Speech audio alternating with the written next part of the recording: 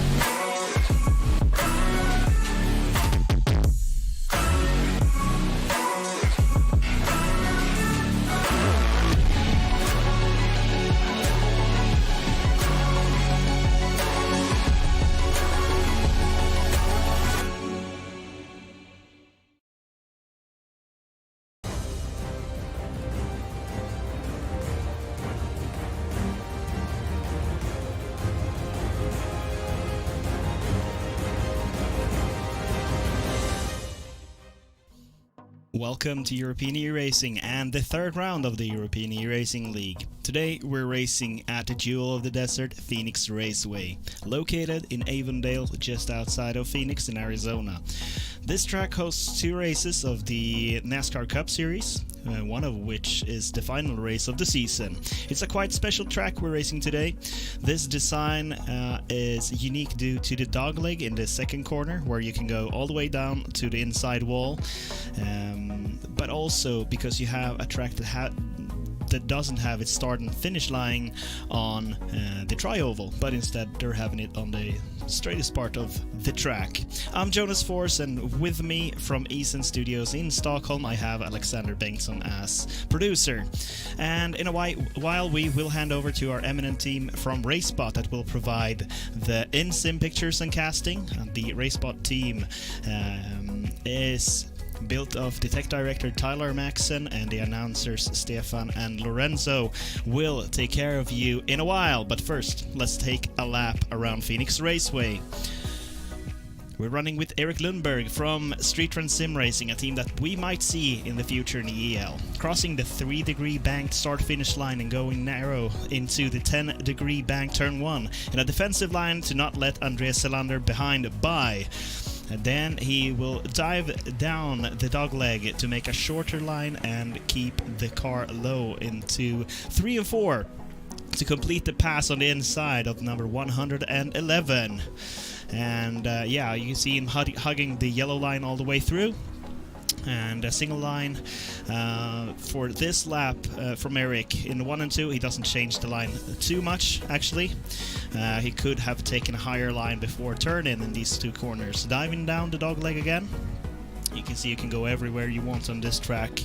And letting the car out to the wall a little bit more and entering the corner between corner 3 and 4. Progressive bank 3 and 4 corner from 10 to 11 degrees banking in these corners. So you can choose a little bit higher line there if you want to save a little bit more of the tires. So right now our guys are out during a practice session, and then they will have a 2-lap qualifying for 5 minutes, and then we will have 108 laps of racing in front of us. This track is quite, let's say, technical on this schedule. I think Richmond is the only track on the schedule that we're racing this season that will be more complicated. Pocono, which will be in about 4 weeks, is also kind of tricky. It's called the tricky triangle of that reason, but amazing track to race tonight. We will have a tire window of about 40 laps before the right front will wear out. Our guys will race with 4 sets of tires in total and a fuel window of 80 laps. So when you pit, you will pit for tires, not for fuel. And that's about it from here, but let's check how the standings are in the series right now. Cyril Nussbaum is our leader from France with 267 points. Eric Blixt from Sweden, Alcantech NHR by Neiman Racing, is our second placer. It only differs 4 points between these 2 guys. And there's Germany with 81 points in the Nations Cup, but let's go back and look at our driver standings. Dominik Lukamski from Poland is in third place right now with 235 points. In the 4th place we have Linus Broström from Sweden for Force Esports in 226 points. Marcus Hagman 5th, also from Sweden and Force Esports, but from the Academy team, 199 points, just 1 point before, ahead of Norbert Leitner from Hungary on the 6th position for Wannabe SRT Yellow. Daniel Solo on 7th position from Sweden, Alcantech NHR by Neiman Racing with 195 points, followed by, on the 8th position, Kevin Adam from Spain, 194 points. Gabriel Stur from Switzerland, Rising Star Motorsports, 189 points right now. And then we have Andrew Rose from Hungary also, Wannabe SRT Black, in 188 points. And that rounds up our top 10 in the Drivers' Championship right now. And here you have the rest of their guys racing in this series. And we will soon talk a little bit more about the point system, but first we'll look at the Team's Championship. Alcantech NHR by Neiman Racing is leading the European E-Racing League right now. They've had an amazing start of this season, followed by Force Esports on 2nd with 403 points, and Wannabe SRT Black on 3rd position with 335 points. Acolytes on 4th with 308, and these 4 teams rounds up the teams that have gathered over 300 points. And the system works like this: you have 3 drivers per team, and the 2 best finishing drivers are collecting points in the team's championship over the 8 races. We don't count any drop weeks in the team's championship. And the winner gathers 150 points. The second place gathers 135, and 125 to the third, and 118 to the fourth finishing driver. And from fifth position, which gives you 112 points, the points are about 5 points per place from that. But also, we are our drivers are competing for some nice prizes here from Logitech and Cooler Master. Cooler Master gives out to the winner a water cooling system and the Master Fan MF120 Halo. Logitech is giving out the Pro Series gaming headset and the Pro Series gaming mouse and the cloth gaming mouse pad to the winner. For the second place, you will win a Master Box 540 from Cooler Master.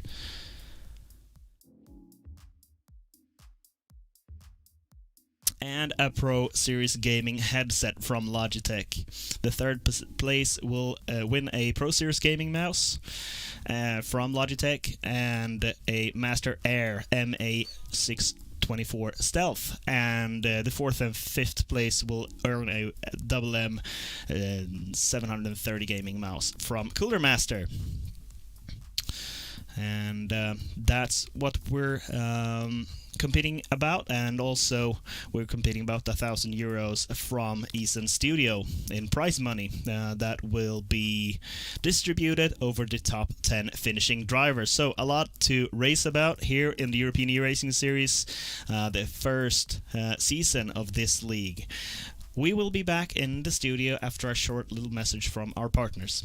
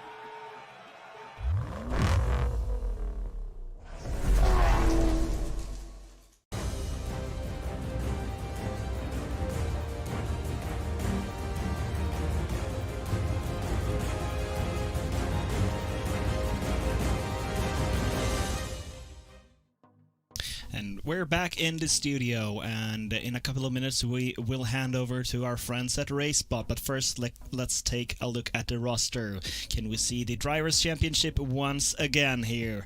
Yeah, there's a couple of drivers that I want you guys to look a little bit closer at during the practice session right now. Kevin Adam and Linus Broström are in the top 5 right now, together with Norbert Leitner, that are 5th currently on this page of the Drivers' Championship. But let's look at the 11 to 20 position.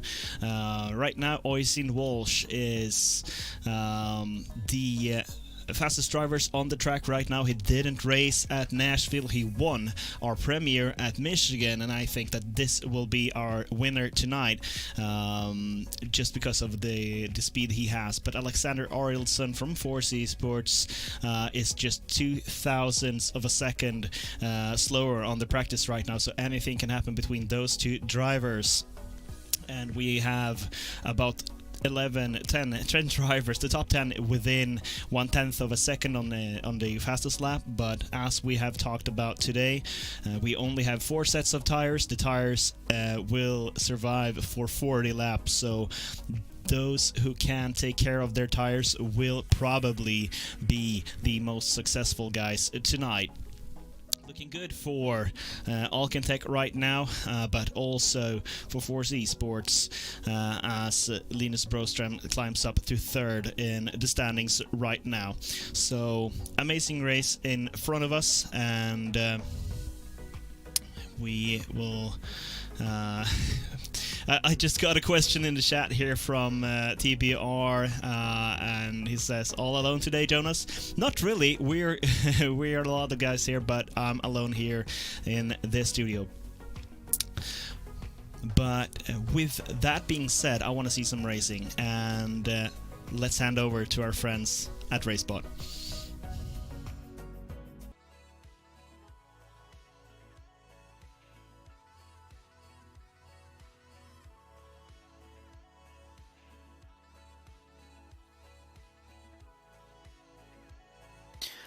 Well, last week we saw the concretes of Nashville. Today we are back on the asphalt ovals. It's Phoenix, it's oval racing, and Lorenzo, I don't think it can go much better than being under the lights of Phoenix.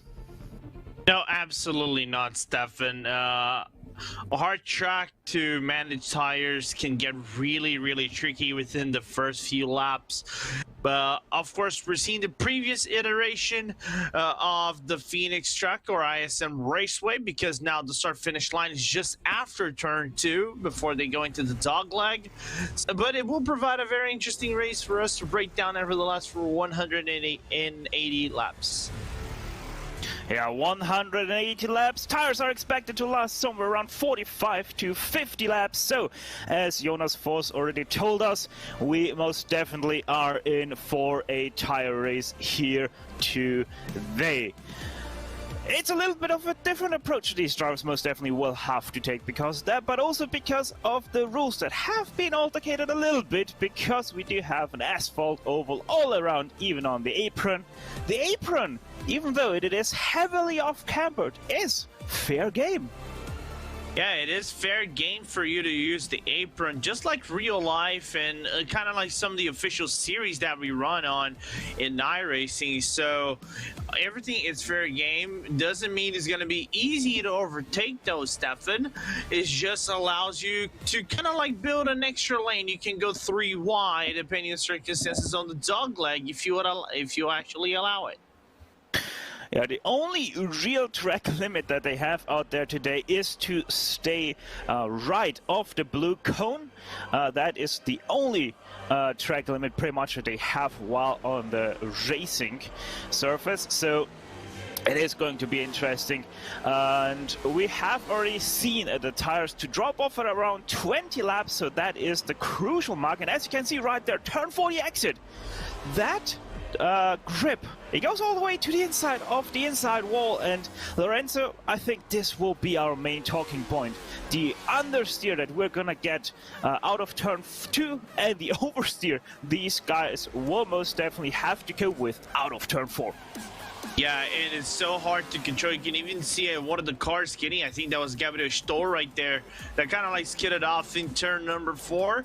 It is so easy, especially with some heavy draft. If you are within a heavy pack of cars, but in the start of the race, we might see some cars understeering, especially with the cold tires. But it's, again, tire race over here. So the one thing you really don't want to be, even though it allows it, is be aggressive within the first few laps of your tire life. Yeah, and because of how short this season also is, only 8 races, and we're already on the 3rd one, these guys will most definitely have to make it count, as we just saw the 13 there spinning out. That was Daniel Solo out of turn 2, one of the first spins I've seen out of turn 2, so that's also very interesting.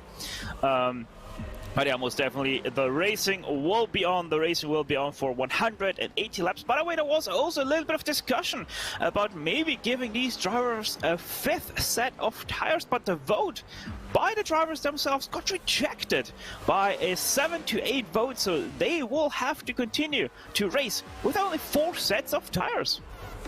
And it does matter, this kind of a strategy over here, especially now that you have one tire less than proposal. That now you see Ocean Walsh with the fastest lap in practice so far. It's going to be an interesting one because you want to have at least one set of tires to go at the latter portion of the race, like the final 30 laps, where the grip matters the most. You want to move up in the feud, but if you had that 5th set, it could have worked wonders, and you can try some different things in the cars. But without that, it's basically try to hit your marks every 40 laps of sorts, so you can make with considerable grip to the end of the race. Yeah, exactly. So with about 1.5 minutes to go, Oisin Walsh in that 37th, still your leader here in the practice session as the sun continues to set over the desert. It is interesting. Oisin Walsh, he won the first race, missed the second one, is back for the third one, and once again he is showing his pace on the oval right now. Alitson only 0.021 of a second behind him, so at least in practice it seems like the race for the point of the field will most definitely out, with the top 10 being covered by just the 10th. Yeah, it's close all around the track, and Oisin will show you why he's probably one of the most decorated European drivers in sim racing. You know, a very highly technical driver, especially with the Indy cars. Of course, he's not driving an Indy car; he's driving a NASCAR over here, which is way heavier, have a little bit of less downforce, and have more brute horsepower than an Indy car. So it changes a little bit these kind of grooves, but nevertheless, very talented driver.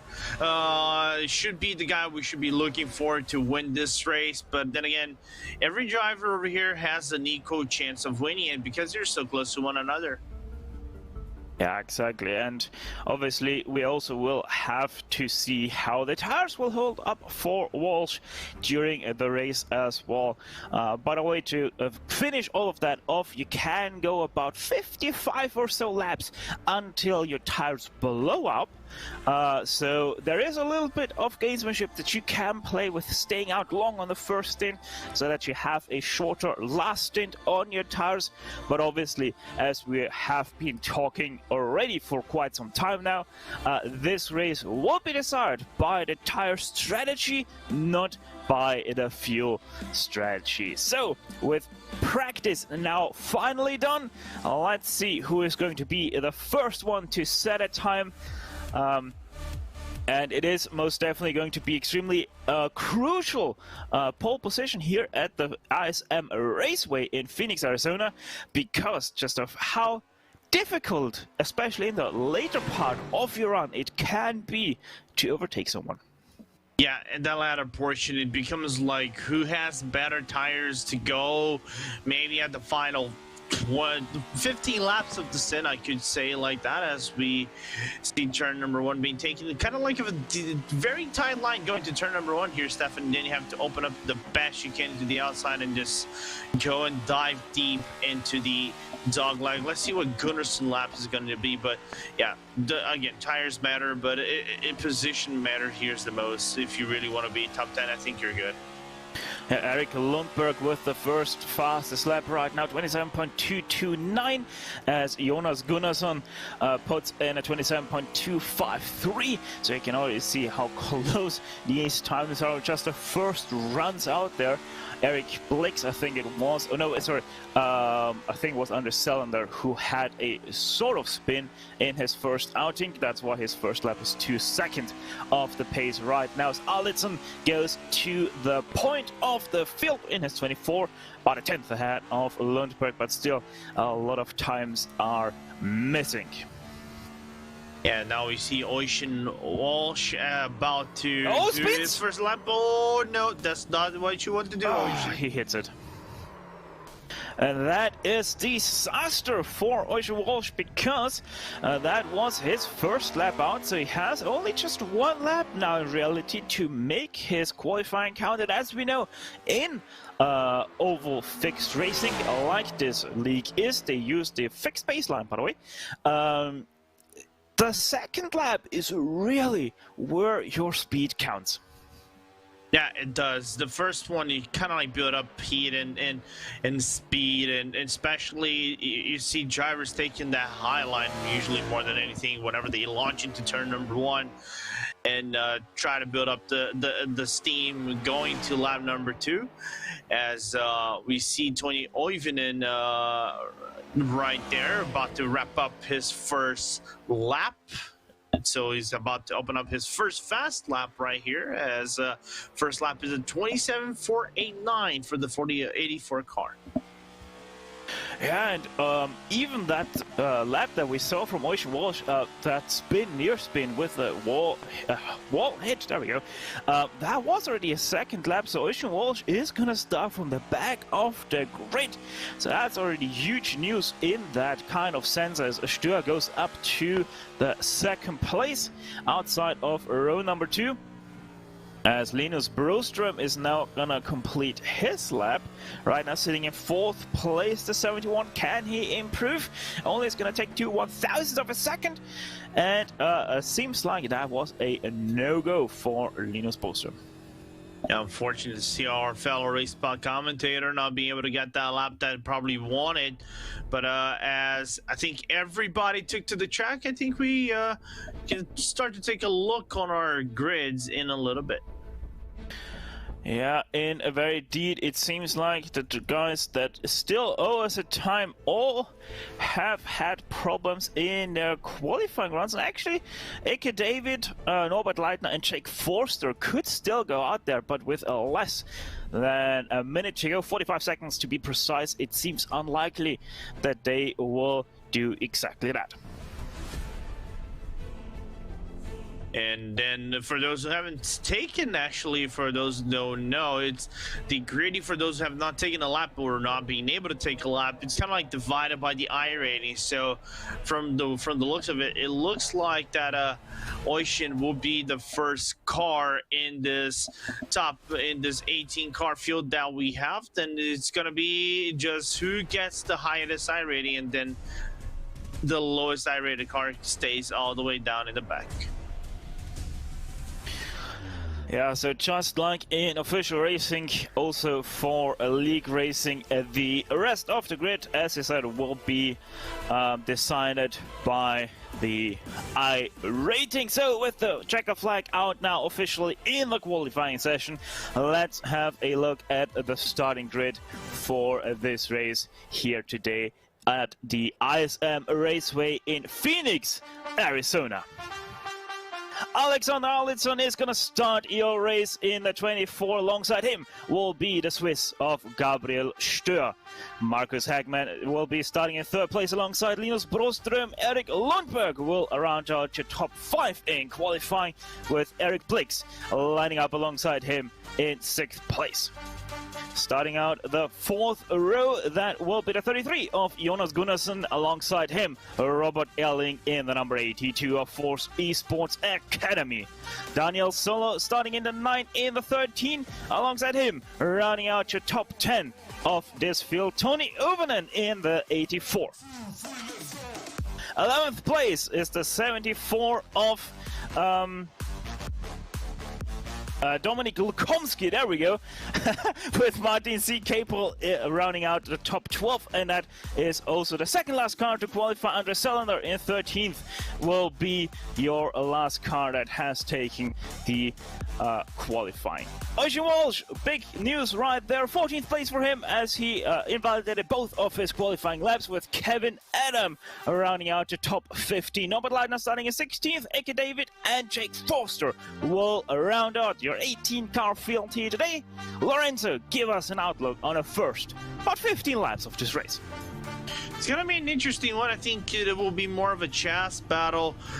We shouldn't be able to see way too many moves up in the field. I think it's going to be more stacked of who gets to be more conservative with the tires, looking for that long stint whenever they come down into pit lane, maybe 45 laps, maybe 50.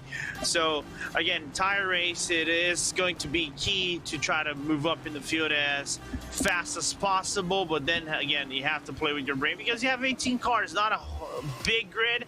Because you don't have the big grid, you have to be very mindful of that long stint the entire time. So we will now have 2 pace laps around the ISM Raceway to look at the beautiful next-gen cars. Most definitely will be an interesting start to the race because of how crucial the grip is in the first laps. Yeah, it's going to be kind of really showing what kind of race these guys are going to do, because if somebody starts out aggressive, they will continue to be aggressive for the entire race because they will just have to exactly do that. But obviously that will hurt them in the long run. So yeah, just look out, wait and see on how this race is really going to develop, because we can talk all we want, but the real talking is going to be made on the track, and it is going to be made in just a few moments time as they make their way through the dogleg a second time. The pace truck soon will be heading into the safety of the pit lane, and then we will have the very nice roar under the lights here at Phoenix. So with Alexander Alitson soon gonna be giving the control over the field, the pace truck heads into pit lane. When will Alexander go? The 24 waiting, now he goes. Green flag is out here at the ISM Raceway in Phoenix, Arizona, and immediately able to defend his first place from the 16 on the outside. Gabriel Stör, a little bit wobbly there out of turn number 2, cuts to the inside as well to defend the run from Marcus Hagman, and immediately into single file the top 6 go. Yeah, immediately into the top 6 go. I can see 2-1 and kind of like 5 in the 5th row for P10 at the current moment. I think that is Daniel Solo. That is one of the top 2, not top 2, but in 2-row grids. And right ahead of him is Eric Lundberg and Jonas Gunnarsson as well. On the outside of Solo is Robert Erling. But a really clean start. The problem is that the inside line got checked up at the start and the way back, and that clusters some of the cars in the back, especially in the bottom 4 places. Yeah, indeed. Obviously, very big interesting point here will also be how fast can Oisin Walsh go through the field, as there's now even 3 wide through turn 1.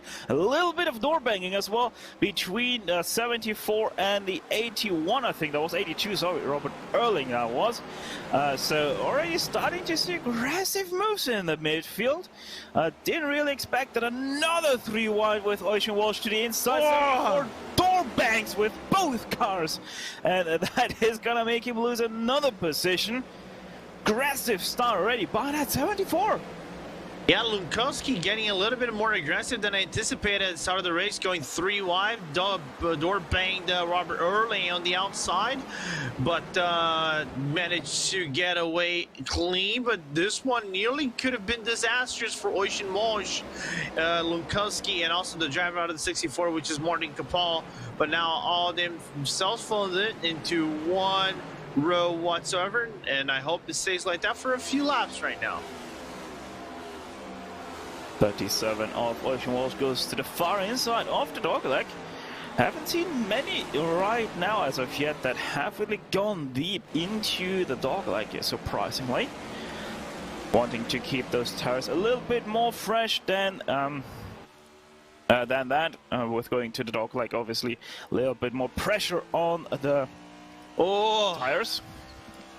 Near disaster between the 74 and the 79. In a very deep, both with a little bit of a wobble. Now Oisin Walsh goes to the outside, has been kept to the inside for a very long time already, 6 laps nearly that was. So his tires most definitely not liking too much of that. As now in the background, the 17 goes deep on the 74, pushes up the track as well, nearly opens the door for the 44 in behind. That is going to make him lose probably another position as the 44 now to the inside. And that is going that right there. Jake Foster in the background took over that position. Daniel Solo to the outside of Dominik Lukomski. The 74 continues to fight in the mid-pack. Tries to get further inside the top 10. Right now sitting right on the brink of that set top 10. And now takes over 9th position from Daniel Solo. Yeah, and I'm looking I'm liking what I'm seeing from Walsh and Lukomski right here, because they're both moving up the field. Remembering that Walsh started in the back of Source P14. Lukomski managed to go into the top 10, started just outside the top 10 in 11th place, and going way too aggressively here about the 3-4 laps in the inside. It does take a little bit of a beating on the tires. I think it isn't way too much because of this next gen cars. It does help them with some aerodynamics. Way better than the current gen that is we have right now in NASCAR.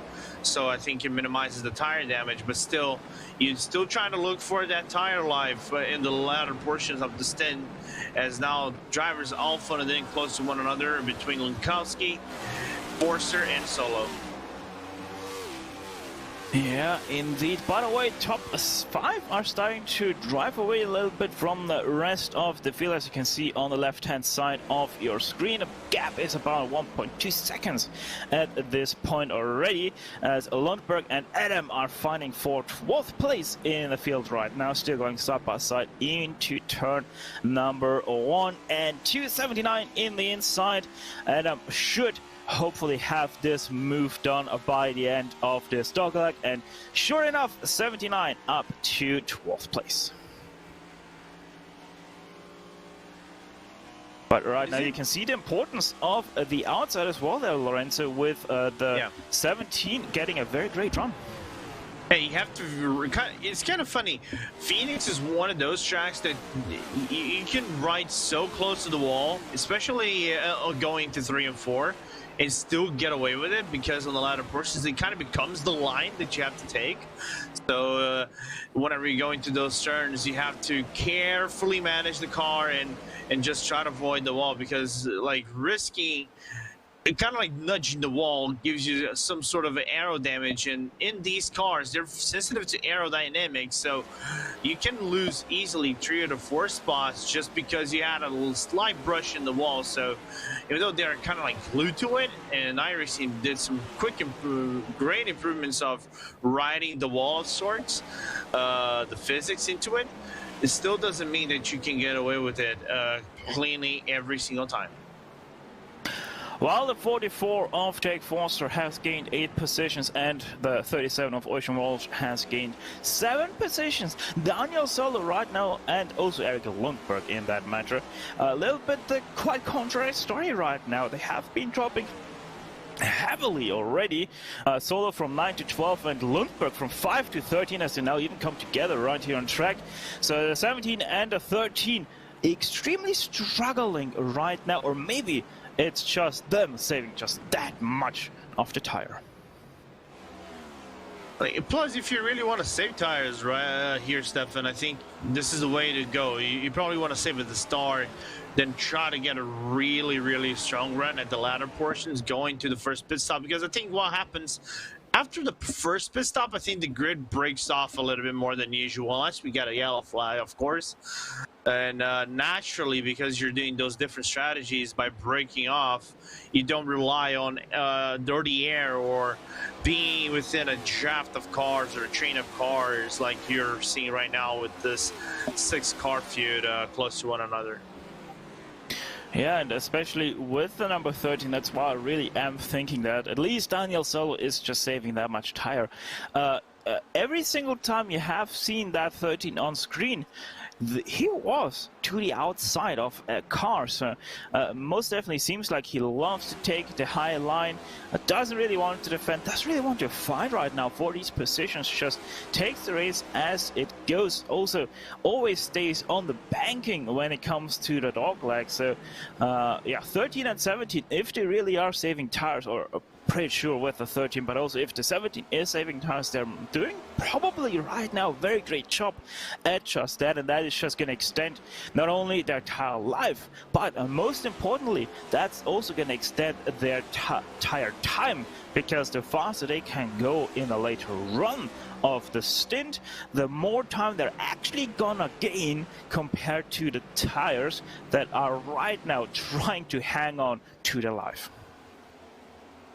And what also is a key important feature right here is that they don't have like engine modes for the cars like some of the other cars do, right? They all rely on feed and lifting and coasting and some clutching maybe to try to get that car around and save the fuel as well, to go those long stints of 50, 52 laps, maybe 55 before you blow up the tire, right? So you have to rely a little bit on I'm not going to say luck, blind luck, or you're going to have to rely on skills of where to lift off and when to pick up the throttle without killing the rear tires, because again, whenever you're in the ladder portions, the car can skid off easily when you go out of 4 or maybe out of 2. Yeah, and oh my goodness, Ocean Walsh going deep there on the 84 into turn 3, tries to square off there a little bit, turn 4 doesn't really get to that point. Lap 20, we've just completed it. This is kind of where we are going to expect these tires to really start that grip fall off of them right now. This is where they really start to get hurting, and this is really where you're going to be able to see how well these drivers have looked after them, as once again Ocean Walsh all the way to the outside of that turn number 3 and 4. Really goes deep, really tries to get that run into turn 1, but in all reality, never even gets close to the back of the 84. No, and also I think he got way too scrubbing into the outside of turn number 3 and some dirty and wide. I've hated that, as we also see the battle for 12th place between Eric Lundberg and Daniel Solo close to one another, but just couldn't get anything as well. But that outside line might help Walsh on the long run, because for now what happens is that the driver ahead of Van and going on that inside line, scrubbing his tires a little bit more, and might give the leeway that the Ocean Walsh wants, maybe in 3-4 laps. Yeah, and by the way, just in case you got a little bit confused there, those timing screens were a little bit on the wrong side, as Ocean Walsh continues to harass the back end of the 84. This time chooses the inside 4 turn 1. First time he kind of got there, but still nowhere close, as we're continuing to look at the battle for 12th place. The 13 to the outside, as we saw a little shot there with actually Ocean Walsh being side by side through turns 3 and 4. What can Ocean do this time? He has the run, not really, once again, and has to concede in the fight for 6th place. Yet another lap.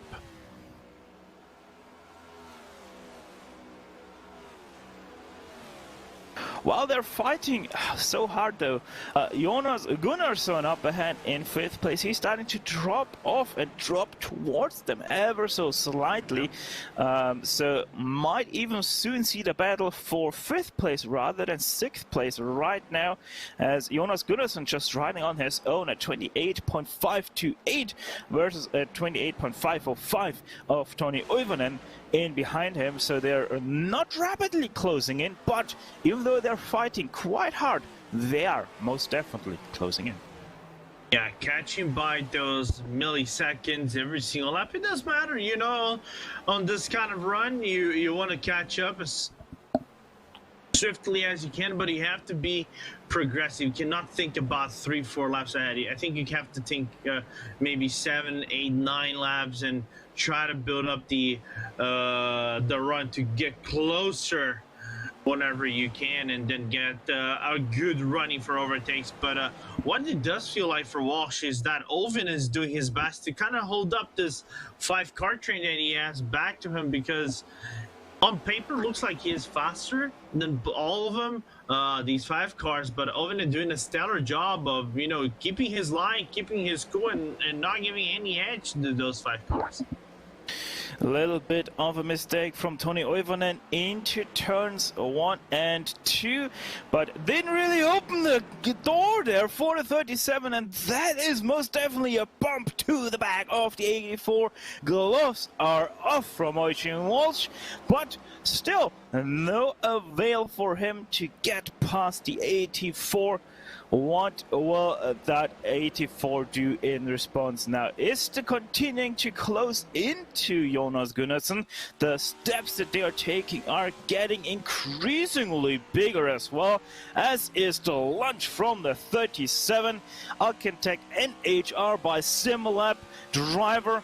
Oisin Walsh is getting impatient with this 6th place. And slightly impatient, looks like, trying different lines as everybody catches to Gunnarsson right there. So Gunnarsson might have to start fending off his position from Oivind. And Oivind, I think, also thinking about that long run being better than the number 33 right there. But again, overtaking becomes difficult at this point of the race. They're on 30 laps, so it isn't easy. You have to rely more on your skills than the car itself to make up the ground necessary. And now you can see the traffic that is built up right behind Gunnarsson right there is the one thing you really don't want to have. One car is bad enough, let alone 6 cars.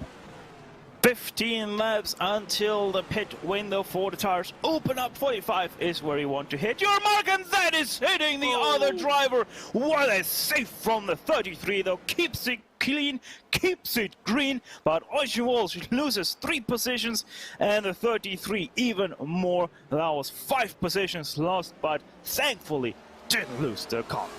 And somehow, someway, we didn't see a yellow flag being thrown out over here, and that would have been a wrench in the works of some drivers in this track. I think especially Oisin Walsh right there, and somewhat of an aggressive move from Oivind going to turn number 3 and causing a contact with the car of Gunnarsson, and basically the entire field had to check up right there, and we even saw it 4 wide at one point right there, and some good avoiding actions for the majority of the drivers here. Yeah, and at the same time, the fight for P number 2 broke loose. Gabriel Stör and Linus Broström fighting for that one, and Broström got passed as well for that as we go on to the replay of the 84. Yeah, that corner speed by the 33 just so extremely slow. I don't really think Uivonen was too prepared for that kind of speed. I think because of the migration of Gunnarsson right there, Oivind just staying on his line, you know, just try to keep on the inside of as he can, try to get a good run, and Gunnarsson just kind of migrating to his line of sorts. So it wasn't Oivind making the touch on Gunnarsson. It's kind of like Gunnarsson migrating on the line and pausing the touch. But caution out! That was a spin in the background. Who was that? Was that Gunnarsson? Yeah, it was. Oh, it was. Gunnarsson really started to lose his tires. I wonder if he had help, because he was quite in the midst of the battling. I'll have to wait and see for the replay. There it is, on board with Gunnarsson. Has the 13 to the outside, and oh, that's a little bit of a touch. Says it, and then got spun around. Who was that? That was the driver of the number 3 of Eka David as I'm not gonna pin this on David because he just couldn't take an avoiding action. He was just right behind, as when the first touch happened, he was just sitting, you know, literally behind the car of Gunnarsson, and you're gonna see the contact happening just after that. There he goes, Stefan. First contact, boom. Second contact, nothing that David Eke could do right there, and spun Gunnarsson around. Yeah, most definitely. It kind of is the case just with the Oivonen incident that we saw. If you brake right there, you're going to spin yourself around, so really no chance of avoiding. A little bit interesting that we're not seeing everybody on pit road. Most definitely did expect that everybody is going to be on pit road at this point. But Norbert Leitner, Daniel Solo, Eric Blixt, Marcus Hagman and Linus Broström decided to go on an alternative strategy. Yeah, trying to maybe go that additional lap, maybe get a point or something like that, and then come into the pit lane and get a lap of additional life. Even though, this is the funny stuff, for me, it doesn't make a whole lot of difference, but go ahead.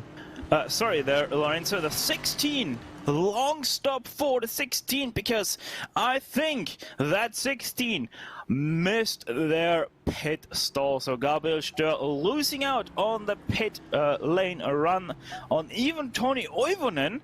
So a lot of positions lost right there for the Swiss. I'm starting to think I could have said like he probably got a stop and go penalty for spinning in the pit lane, but that wasn't the case at least. No, he most definitely did miss his pit stall. So unfortunate pit stop for the 16, but the good thing is we are only on a lap 38 of 180. And it does seem like the lights on the pace car are already out. Yeah, we're going to get green flag going in the next turn right now. It's going to be interesting how these 5 cars are going to handle the fierceness of the entire grid behind them with new tires. Oh, this is going to be interesting.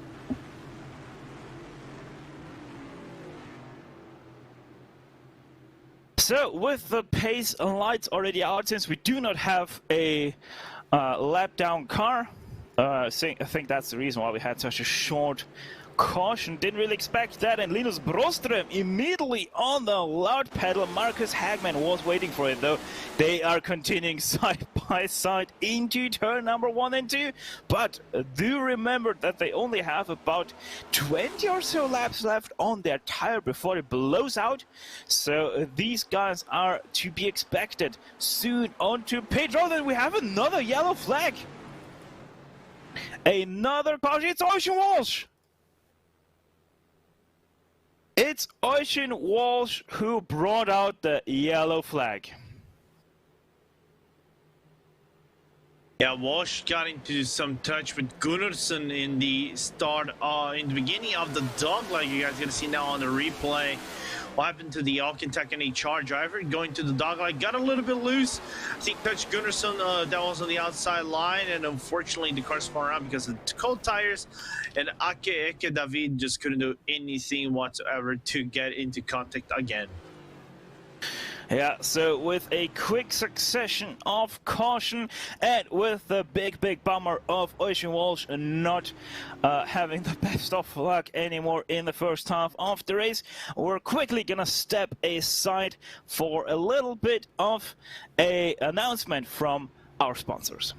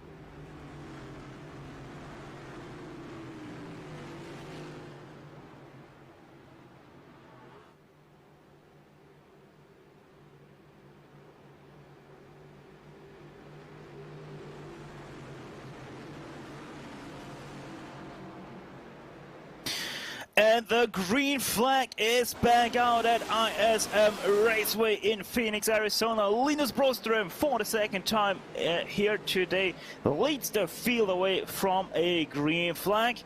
Yeah, Marcus Hagman this time around, though, the 12 wasn't as keen on the restart. Missed out ever so slightly. Eric Blix now to the outside, and we have another caution. What is up right now? Cautions breed cautions, as they love to say, Lorenzo. Yeah, unfortunate to see another caution happening here on track, but I think this is what kind of like we expected after the first restart, because you have those different tire strats and things like that, so you have to be more cautious as you take over the line, and new tires versus old tires eventually brings out a little bit of an abrasion in some of the drivers right here. But it's unfortunate to see nevertheless what happened on track. Looks like, I think, the driver of Kevin Adam getting spun around at the exit of the dogleg. Yeah, and it was the second incident that we saw at the dogleg, and it really had nothing to do with Kevin Adam. This camera angle doesn't really tell the story, but in all reality, it was between the new tires of Gabriel Stör versus Toni Uivonen, who really caused all of that, as Gabriel Stör just lost it over the transition of the apron, and the 79 just completely ran over the back of him. Oh, and look at that impact on the 79 of Adam. Nothing you can do about it, so it's unfortunate to see, but then again, I kind of expected this to happen of sorts. Yeah, I mean, kind of expected, yes, but from the guys on the old tires, not on the new tires. So that is a very interesting and nonetheless. And by the way, Ocean Walsh, the 37 once again did get a hit by a car there, as he himself lost the car. So really continues to not be the day of Ocean Walsh. Yeah. In the meanwhile, I think one interesting fact about this track, of course, we're still seeing the old version, it's not an old version of the ISM Raceway. Basically, they got the ISM new pavement that it went on the track, although the start-finish line is not as they just passed by. Right now, the finish line is right where the pace truck and the grid is about to go. Do you know what's the name of the driveway, that is goes into the ISM Raceway? I do not. Jimmy Johnson Drive, named after the 7-time champion Jimmy Johnson. Named after the IndyCar driver Jimmy Johnson. Very famous for driving IndyCars very slowly.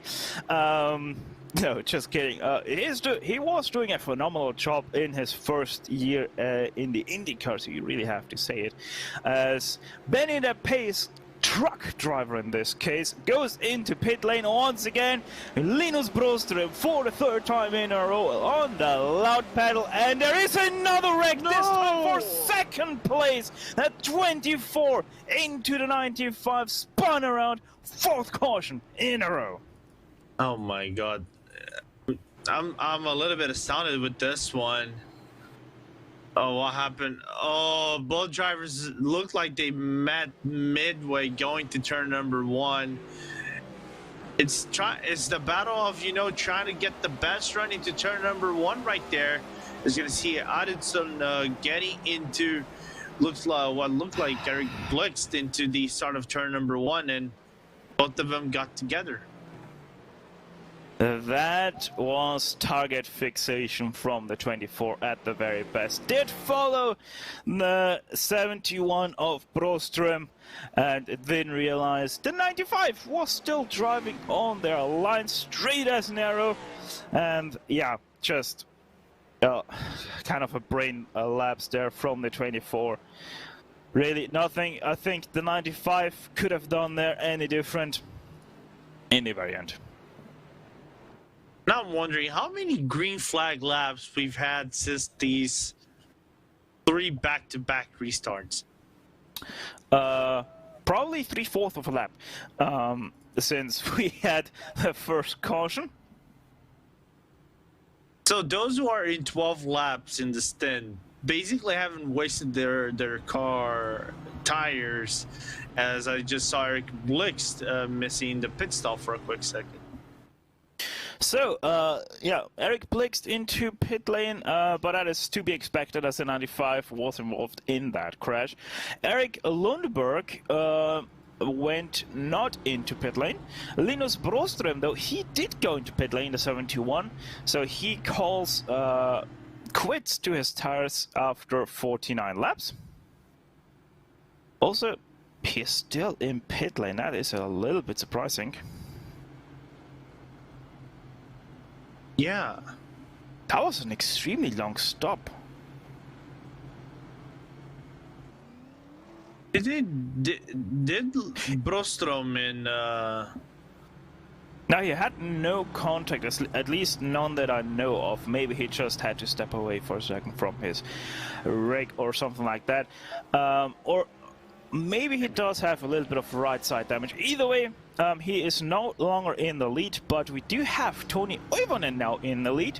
From 10th place up to 1st, he was in 6th place before the caution, the first caution of the day came out. So just because of pit strategy and because of crashes that keep happening out of him, he managed his way up into 1st place. Robert Elling is going to be in 2nd place alongside him in 3rd place. Will be starting Lundberg, or rather in the 2nd row will be starting Lundberg. Martin Capel from 12th place up to 4th place, also a very great run, 4:64 thus far. 5th place will be starting Jonas Gunnarsson. 6th place under cylinder Daniel Solo in 7th.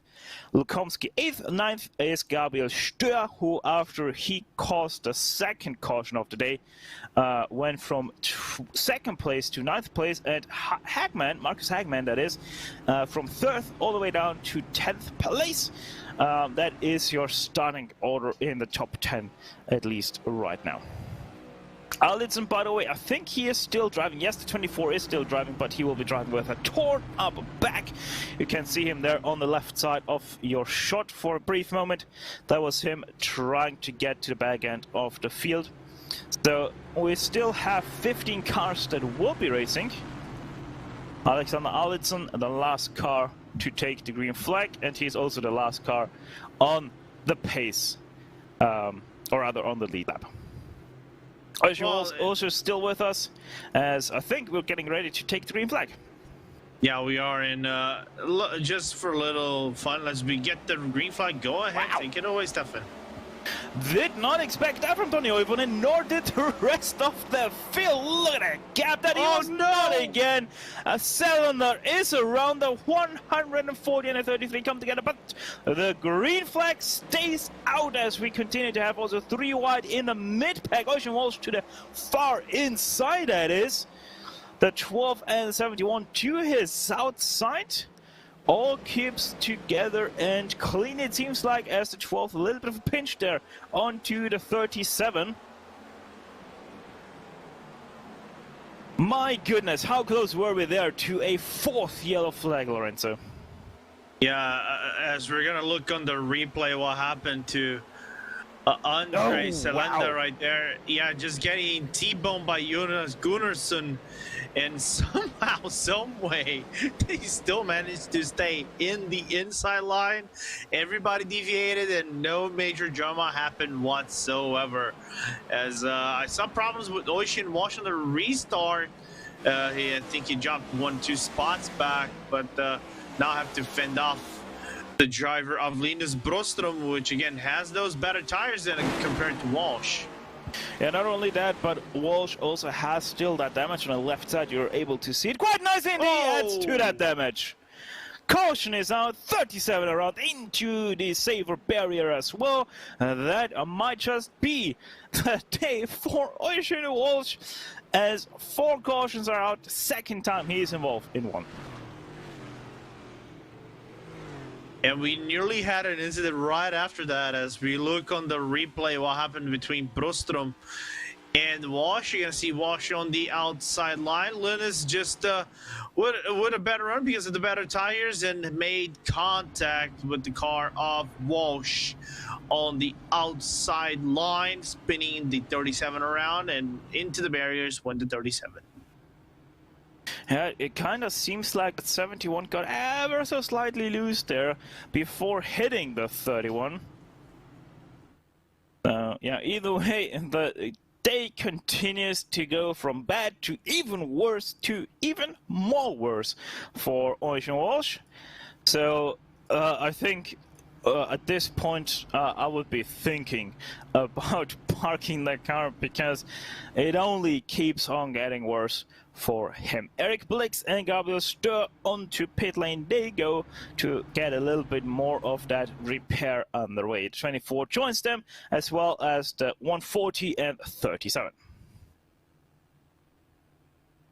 Interested to see how much of a pit stop will Ocean Walsh do before it comes outside of the pit lane. His car has stopped, no engine whatsoever for Walsh, so it looks like that the driver out of the 37 might be out of this one for good, as some other cars still on an elongated pit stop like Eric Blix, Addison, and Cylinder out of the pit lane. So yeah, lap 56 of 180 laps completed.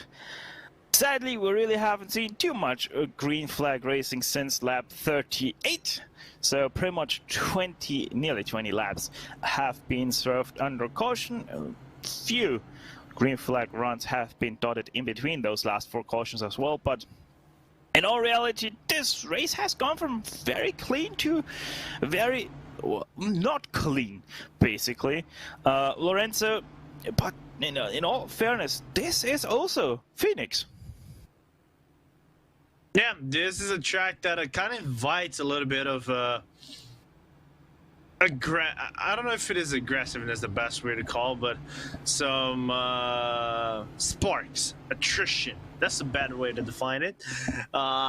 But yeah, for nothing we can do about those restart on Phoenix. They're always going to go side by side, banging doors, banging tires, and trying to find themselves on the track. These old tires versus new tire strategies do matter a little bit. So it's going to be interesting how the next ones will go, because we've barely seen too many laps under green flag. I think we only got 11 total in terms of green flags after we had our first back-to-back restart about 10, 20, 12 laps ago. Yeah, sadly, that is most definitely the case right here for this portion of the race, most definitely. But yeah, we can only hope for better racing, and Benny, the pace car driver, hopes that his fuel tank will last as long as all these cautions keep on going out. Either way, the 84, that way around, of Tony Oivonen is going to take on the green flag as Benny goes into pit lane. 84 once again very early on the loud pedal, and once again he is completely free of the back in behind him. Eric Lundberg able to defend his second place into turn number 1 ahead of Robert Ehrling. 4th place still disputed behind him though. Lukomsky and the 64 of Martin Capel are still side by side. Capel on the outside, but is going to have to probably concede right here unless he does get the run. Oh, he gets a very nice run on the outside, does not overdrive turn 4 as well, and gets that 4th place back, I think, from Lukomsky. And here comes the 13 to the inside, hits the 74 door slam. His way past that 5th place driver. Even the 12th gets a nice run and gets past 71 now side by side with him, Linus Broström, trying to get that 7th place away from the 74. But that was most definitely not the nicest move we have ever seen. No, not at all. Unaffected by all of this, still continues. Tony Oivonen up ahead in the 84 has gotten himself about a half-second gap to Erik Lundberg in behind. And finally, it seems like the aggression has calmed down a little bit as the entire field is strung out. Still, the fighting continues though for 5th place. Drivers are trying to get runs on each other, as here comes Broström to the inside rather of the 74, as the 74 themselves try for the outside of Marcus Hagman. Broström takes full advantage of the dogleg as well, makes his way to the inside of the 74 and nearly comes together with him, but manages to get away that 7th place. Yeah, managed to get away that 7th place. The outside goes the 74. We might get another yellow flag. Indeed.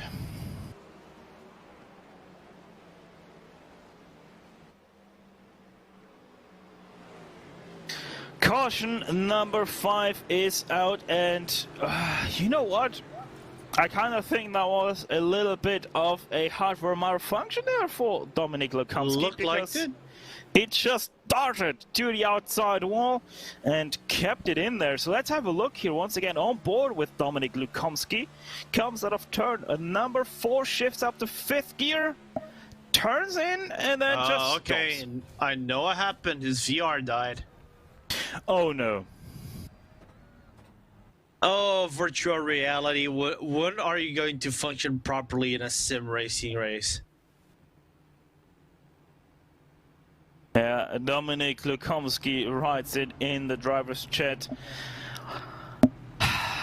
Well, Lorenzo, heartbreak moment there for Lukamski. Tony Ovanen sells the deal nearly on Robert Elding for the pit entry. And while Tony Ovanen tries to sell his move onto pit lane, how about we try to sell something from our sponsors?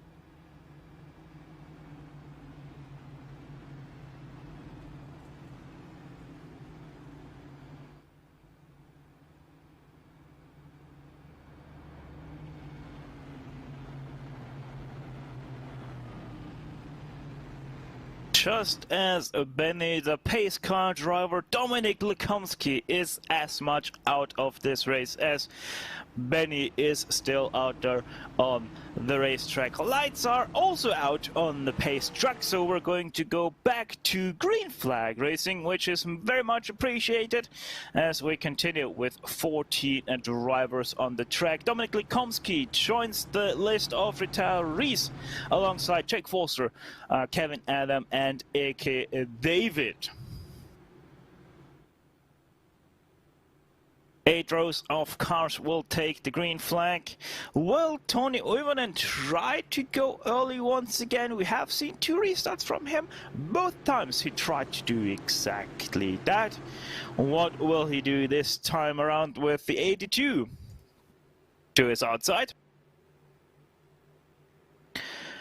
Pace car is in, and immediately Tony Oivonen goes on the loud pedal once again, gives himself a nice gap to second place in behind. 17 tries to go to the inside of Robert Erling, and Erik Lundberg seems to make the deal happen, although the run 40.82 very strong, as well as 40.64, and so that means Erik Lundberg nearly losing his third place to the outside car of the 64. Continuing to go side by side through turns 3 and 4, and immediately that is the case, loses third place as well, in danger of now also losing 4th place as the 12th goes to the outside of him. Marcus Hagman on the outside, and I think the 82 up ahead did hit the wall of turn 2, and very much did do that, so the 64 to the inside of the 82 now as well. Oh, and Gunnarsson got pitched in into turn number 3 right there, and had to lift off the gas to avoid a 3 wide going to turn number 3. So losing a little bit of ground in the meanwhile. Ocean Walsh on the inside of turn number 1 on the 140 of Andres Zelenda. So Walsh with a little bit of a second win in this race after the incident he had with the car in the few laps ago. I'm trying to remember the car, but Oh no! The 13 sideways hits Ocean Walsh, hits the 16.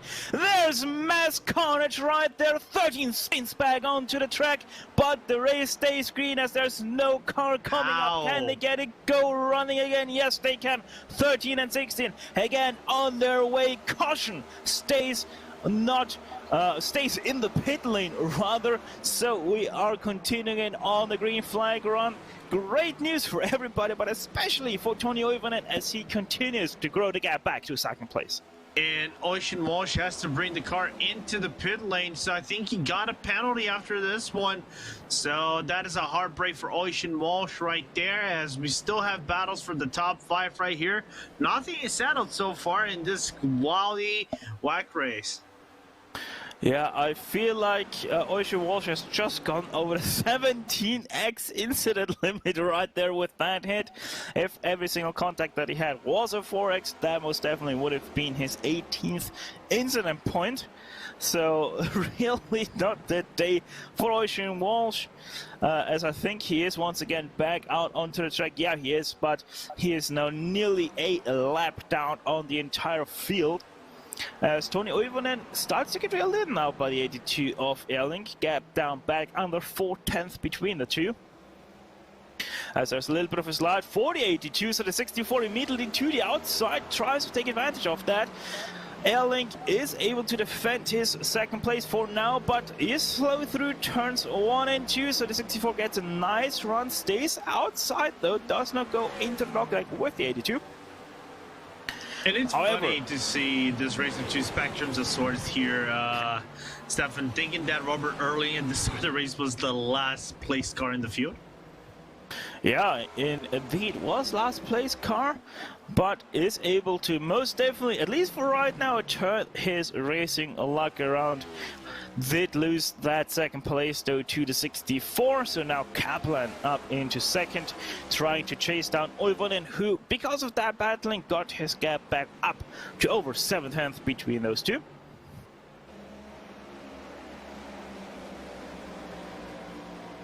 Linus Broström also starting to find some nice pace because of his fresher tires. So for Broström, for the 71, it most definitely did pay off to stay all those cautions out on the track and gain himself a nice advantage tire-wise, as he now made his way into the top 5 as well. In the back end of the field, Stör seems to have overtaken the 13 of Solo as well. However, they are already 14.5 seconds back. So the guys with damage most definitely seems to be struggling right now.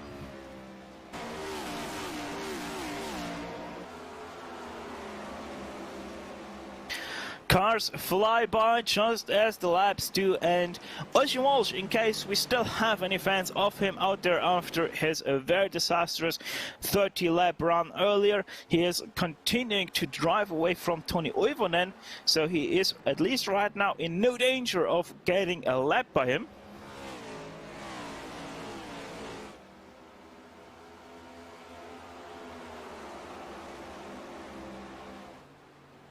Meanwhile, Alexander Arlitzen is trying to make his way also back into the top 10, right now fighting with Eric Blixt.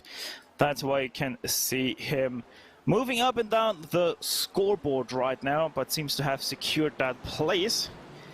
As you're able to see in the far background, that purple car.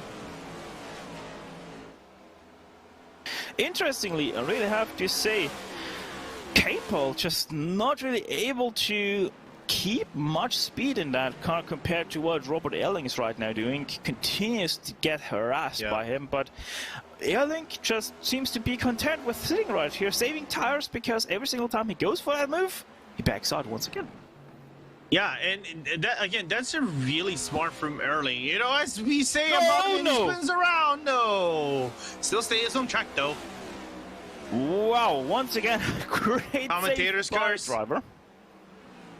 We have we cursed him? Maybe, probably, I don't know. Most likely. Most likely. But the good thing is the racing continues, so we can look at the replay once again. The 82 of Robert Erling, just too much on the loud pedal. His two teammates in behind. Liked it.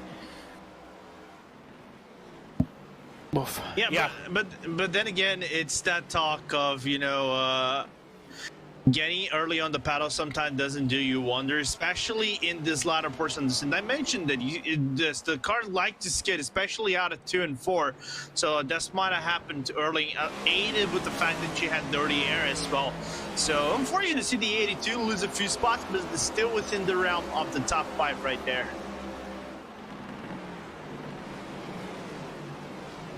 You know what's really interesting though?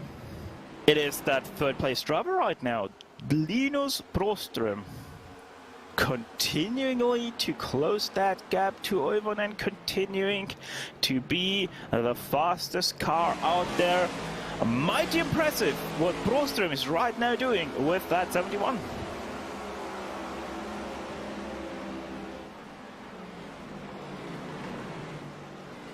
You know what's interesting as well is that I really wish you could see how many tire sets some of these drivers have, because I think some of them already use 2 tire sets, right?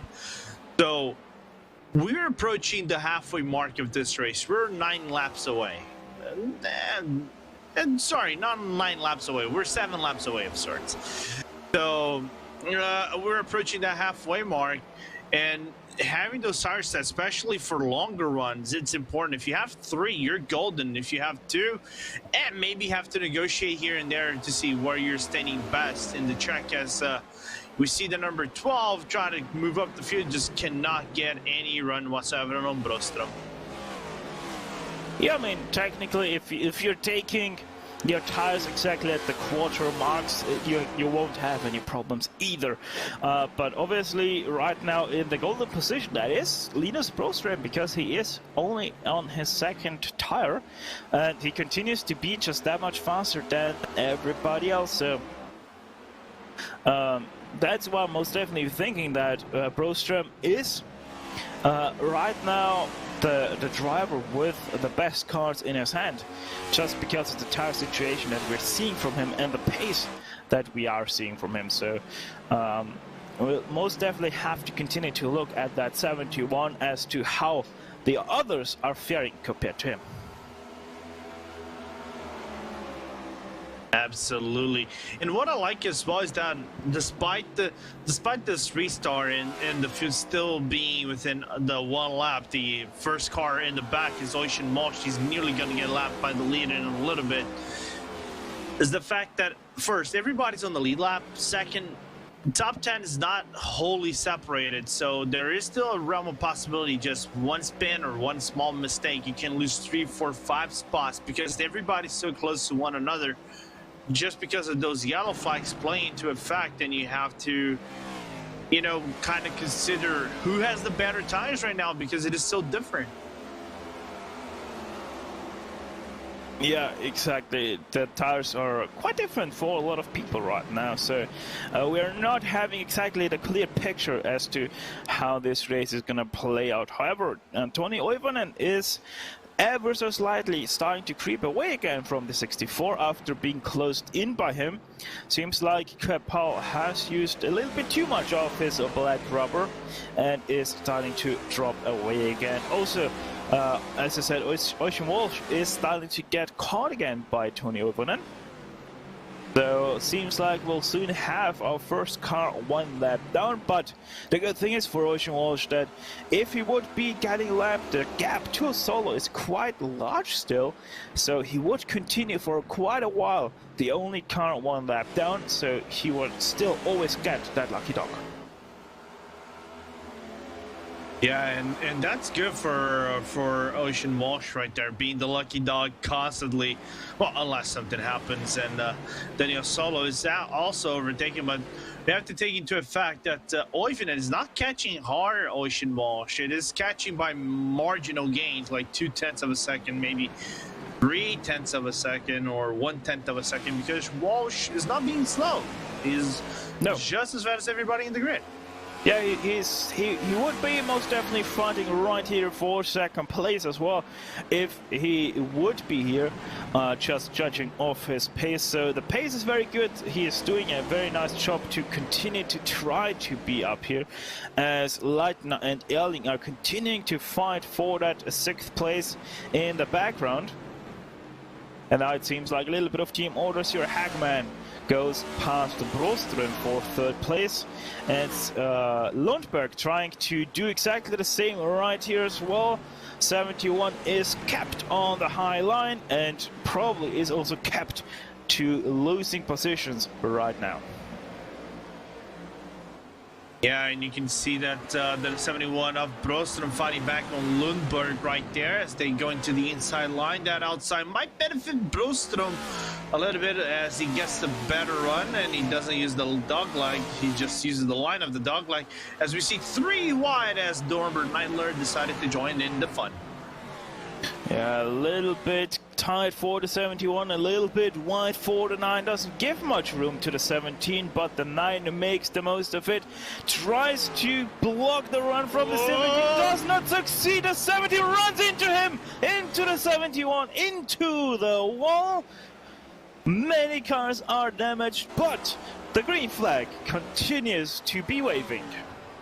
Continues to be waving as Broström hit the safe barrier. You're gonna look on the replay what happened right there as Lundberg tried to get aggressive on the inside line. Leitner was covering that line, having none of it, and well, the old NASCAR bumped from the 17 on to Norbert and made Norbert get into contact with Linus Broström, and Broström had to throw the car into the safe barrier, losing about 4 spots in the process.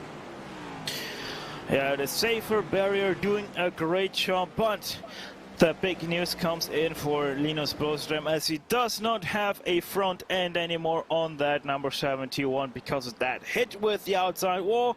So he is going to be hurting for a very long time until he can get that back, if he even can get it back.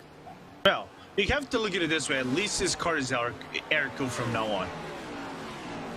I'm not so sure as to how much better it is. I would nearly even say it's worse for aerodynamics. No, of course it is worse. I'm just trying to make a meme right here.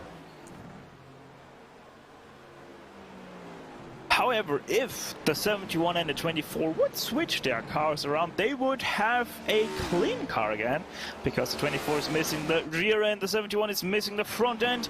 That would make, once again, a complete car. So Alitson goes past him for 9th place. As we have a car to the inside here, that's Capel. Interestingly enough, green flag pit stop from Martin Capel and nearly hits, whoa, the retainer there. You really don't want to do that. But then again, the first driver within 60 laps on the tire, of course. Take into effect that we have a lot of yellow flags, so it is natural to see Kapal coming to the pit stop. We should be seeing now the leader come to the pit lane. Lundberg and Erling should be coming up soon. Yeah, also Stör is, by the way, in the pit wall, but in the pit lane rather, as Carpal on the slow motion. I'm not sure he avoided that. I think there was a little bit of a nudge involved. There was some nudging. Is that? Do you think that is 0x? Is that? Can we consider that even a car contact? I think that was a 0x. Also, by the way, Tony Oivonen from the lead into pit lane, now in his pit stall. So the 84 cars quits on this run, takes 4 tires for obvious reasons.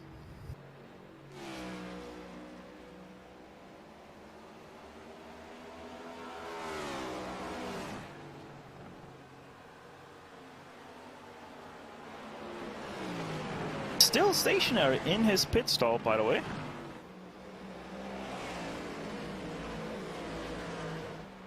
Is he repairing some damage? Because he has some damage on the car. Yeah, I'm wondering right now myself if he hit the wall or something, because he was driving nicely away from this field, and now he just got off the pit stall. 54 seconds for pit. Was he too fast on pit lane? That is right now what I'm wondering. Oh, you know what? I think he got himself a pit stop penalty for too fast of a pit entry. He was about 30-40 over the pit limit. And I think he got caught speeding, because that would be exactly those 40 seconds on top that you would get for speeding on pit entry. And it's such. By the way, it is such a tricky pit stop. Not because it is easy for you to come into the pit lane. Coming in, it's the easy part, but I think it comes so fast, Stefan, that you can easily mismanage the pit entry speed more than probably some other short ovals in the NASCAR. Yeah, exactly. And not only that, but you also can have such a tight entry into the pit lane that you kind of get sidetracked by turning and just completely forget to brake. Seems like that was what was happening for Tony Oivonen. But we're right now in the stage of a quiet race, so let's quickly cut over to some very nicely made commercials.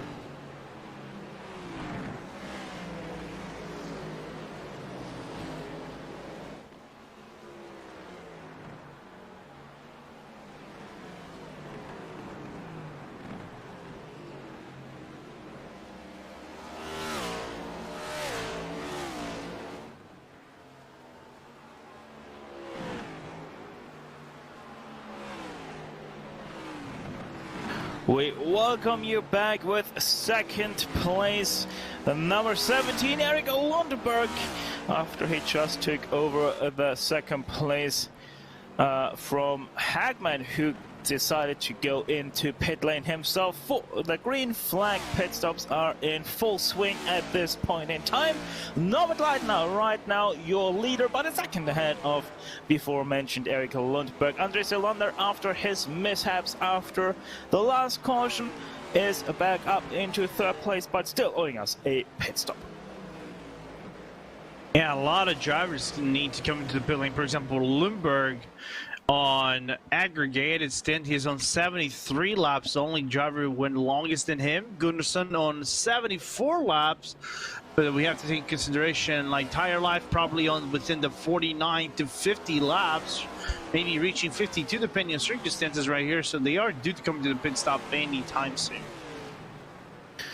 Yeah, 111 of 180 laps soon to be completed. So we are starting to get to the back end of this race after a very troublesome 30 or so lap segment in the first half of this race. We most definitely are once again in full swing in the green flag runnings of this race here at the ISM Raceway at Phoenix, Arizona. As we are looking on between the battle of Eric Blix and Gunnarsson, but Gunnarsson decides to go into pit lane, ends this battle right away for us. So he goes into pit lane from 5th place to put on new tires. By the way, where is our former second place driver? That is the 64 of K-Paul, right now 9th place, 21 laps in behind. So once everything has cleared up, the 64 should be in the lead. Can't say once again in the lead because Tony Oivonen did lead this race until the green flag pit stops started. And yeah, pretty much it is confirmed for the 84 of Tony Oivonen that he got himself a little bit of the too fast into pit lane. Yeah, unfortunate to see that too fast in pit lane, but we mentioned it's so easy to not again, it's not to undermine the entry of the pit lane, not more in terms of speed than the entry itself, and that's what happened to Oivonen right there. And all I have to do is just take it as a learning process, shake your head and take it to the next race, or maybe strategize some different strategies, because we've seen even in this late portions of the race, we're just past the midpoint of this race, some drivers still 2 laps back can make it back within the lead lap and contend. Yeah, and with the situation of Linus Broström, I think right now the guy with the best cards right now is actually Norbert Leitner. I think he is still on his second set of tires.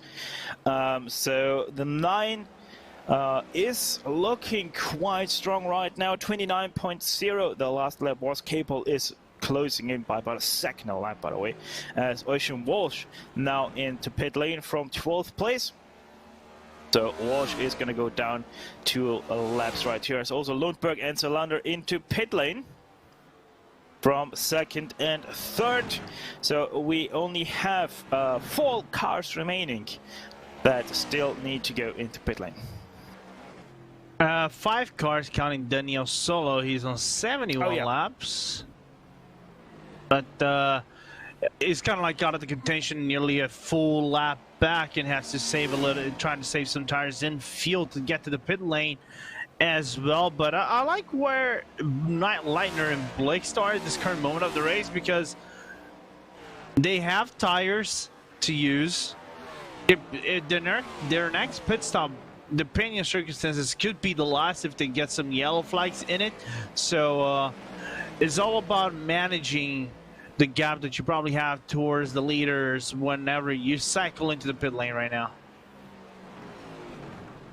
Norbert Leitner under pressure from Tony Oivonen. That is just the difference between new tires and old tires.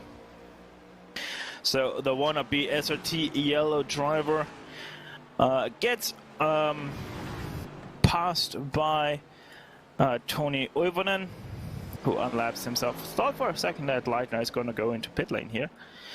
Because of his interesting line, as we have another confirmed retiree, Gabriel Stör, the Swiss driver, is gonna retire his 16. So Oisin Walsh, 13th place right now, continues to be the last car to be still driving it. Here we go, the 9 of Norbert Leitner into pit lane. Let's have a look at how he's gonna take that, or let's not rather, and focus on to another car. But there we have Norbert Leitner. You can see how weird of an entrance that really is, because you're coming from so far to the inside, darting to the outside as well.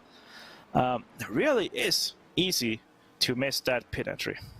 It is really easy, and that's the difference of like NASCAR entry than the IndyCar. Oh, he misses his pit stop by a quick while right there. Probably lost a second in the total pit stop time. He's gonna come out of the pit lane anytime soon, as he's about to get his second set of tires on the left-hand side.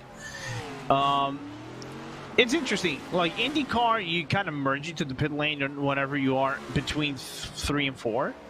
NASCAR, you have to use the backstretch because you do not brake in time when you come out of the pit lane. And you can see him using the dog leg, and this is kind of legal. You don't get a unsafe pit exit if you do that, even though it looks like it isn't a safe pit exit.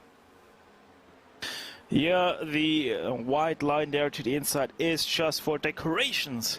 In reality, you would have to keep to the white line and exit only at the cone, but the good thing is on Eracing we can use the dog leg to its fullest coming out of pit lane.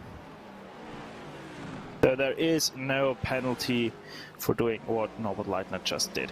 By the way, he did exit in 8th place, 1 lap down, as now also Allison into pit lane from 4th place. So that means K-Paul is now in 2nd, with Eric Blix, the only driver to still owe us a pit stop from the front. So on paper, now this becomes like who pits first and who can carry that grip longer, right?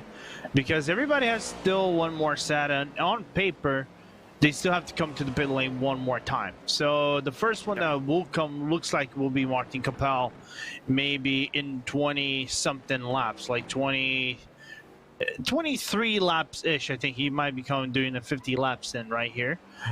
So he comes right around lap 158. Or the other drivers might come in the final 15 to 10 laps of this race, if I did my mathematics correctly right here, and usually I don't. So it becomes like who has the better grip to fight towards the end of this race. And we see sometimes, even in real life, I think Denny Hamlin might be one of the best examples, even Jimmy Johnson at that as well, that the grip does matter if you're trying to chase someone down in Phoenix, but that doesn't mean you get away unscathed just because you might have built up a really large cushion with some old tire strategies. Yeah, with like, for example, Leitner, the good thing for him is he can play it quite nicely right now. He can stay and wait out there for up to lap 160 and then come into pit lane if there was no caution up to that point, because you basically know you are good to nearly the very end of this race.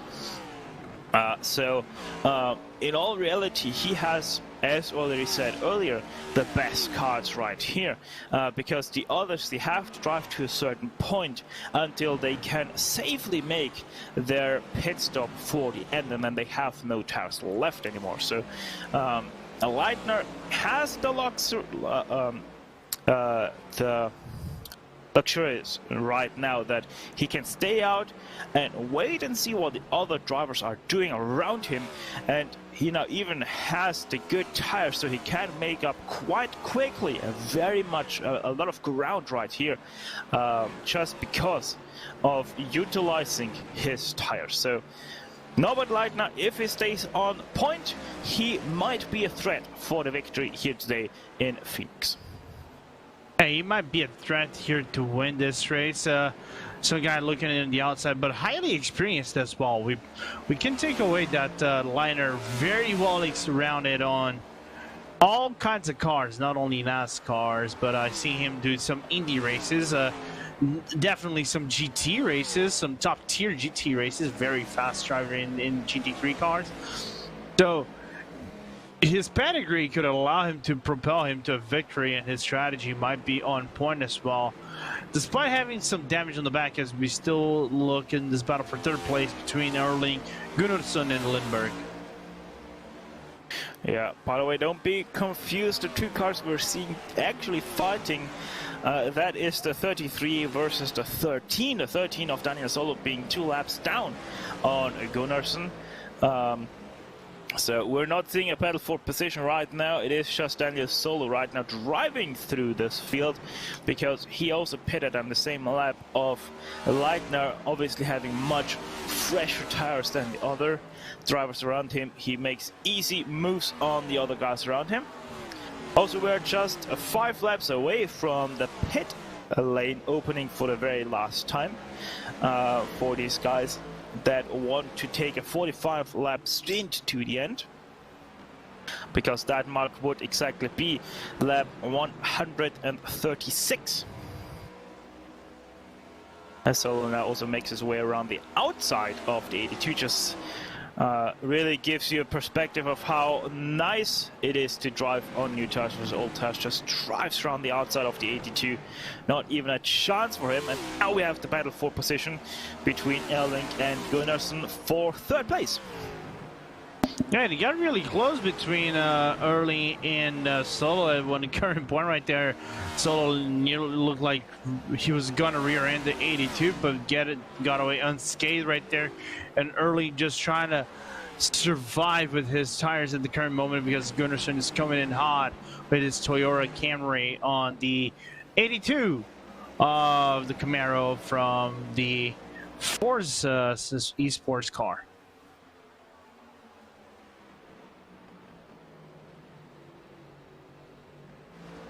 Daniel Solo, by the way, also just made up a position as he passed Toni Oivonen, the orange and black car ahead of the 82.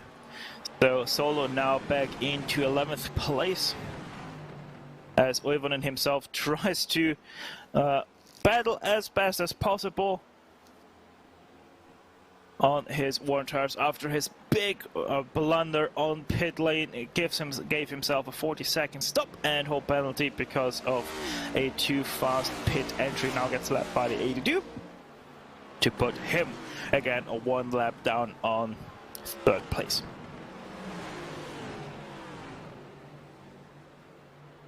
All this, by the way, is happening behind Marcus Hagman, about 9 seconds behind him to be precise. The 12 continues to lead the way. 1 hour 15 minutes have already been driven. Right now leading, as said, about 5 seconds ahead of Martin Kaplan, who holds himself also a 4.5 second lead over the battle pack for third place. Robert Erling and Gunnarsson, as well as Norbert Leitner, who is already driving past these guys on the fresher tires, takes the inside against the 82. Not yet successful, but will most definitely be right here. Just look at how much more grip there is for him to the inside of turns 1 and 2. Yeah, easy come, easy go for Norbert Leitner right there. I think aided by the fact that Oivonen was on the outside and blocked off Gunnarsson at some point, and made the transition from P5 to P4 easier for Leitner, then just made quick work of Erling just after that. So again, 17 lap tires for Norbert Leitner. I wouldn't be surprised if he catches the Capel maybe in the next 5 laps or so, and then contend for the P2. Hagman is a different story. He's 5 seconds away, nearly 6 seconds away. Actually, now 6 seconds away from Capel. Yeah, Norbert Leitner is faster by about a second than both Kapal and Hagman.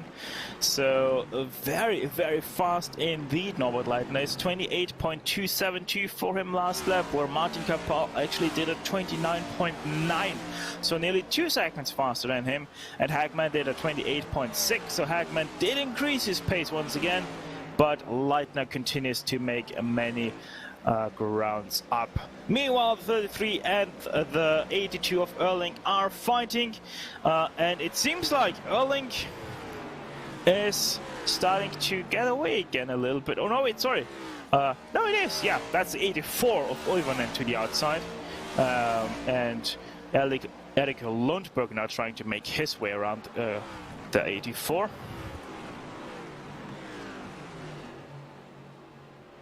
The lap traffic, Lorenzo, starts to be a little bit of a focus point for our lead lap drivers. It does, you know, because one quick thing about oval racing, you don't get a blue flag to get waved around saying, oh, you're the slower car, you have to give up the position or something like that. You have to fight it on the track, and they don't have to make it easy. Some of them make it easy, but most of them pretty clean so far, staying on the outside line, not trying to get in the line of the drivers. So so far, I think the biggest loser in this one might have been Gunnarsson. What happened to Kapal? Why is he all of a sudden with these guys? Is he hit the wall? My goodness, no, he's just dropping that much pace right now. Martin Kapal just extremely slow right now, and now even got overtaken by the 84 of Toni Oivonen. He lost 4 seconds in the last 2 laps. He is dropping everything right now. Last lap, a 30, nearly. Well, we have to take into effect, excuse me, is that he is the guy that is the longest on tires as well here, Stefan, 45 laps for Kapal. So the fact that he is on 45 laps makes him the slowest car in the field by a long mile. So it's basically a sitting duck for everybody. Yeah, so Martin Kapal right now driving to the numbers, waiting for his mark to finally come into pit lane. Now even got overtaken by Anders Selander, and Selander looked like an Indy car driving past a truck driver. That's just how much slower Martin Kapal is at this point. Continues to stay out, continues to complete lap number 44. Maybe he comes in at the end of lap 45, 145 that is, because that gives him a nice 35 laps. And oh my goodness, that turn one just by Kapal in the background. I think we need to widen ASM Speedway here for Martin Kapal right now. Yeah, we need something like the Super Speedway, the Eracing Super Speedway, but he yields and comes immediately into the pit lane, but the car looks like he has no grip. Yeah, I think his tires have blown out of Martin Kapal, because that most definitely looked like slick tires on ice. The way he drove through turns on and to it, even the dog leg, no grip whatsoever. Much grip though to the number 17 as he makes his way past Robert Erling, now moves himself into 3rd place. So Robert Erling, after a fast medium part of his stint, seems like the 82 also starting to lose grip on those tires. It did look like that Lumber hit the outside wall on the exit of 2, but no, it was just a close call for the 17.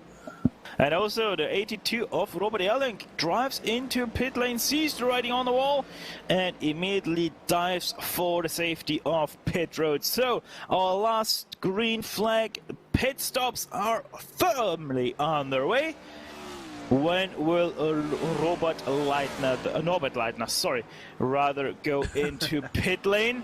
He continues to close in on the 12 of Marcus Hagman.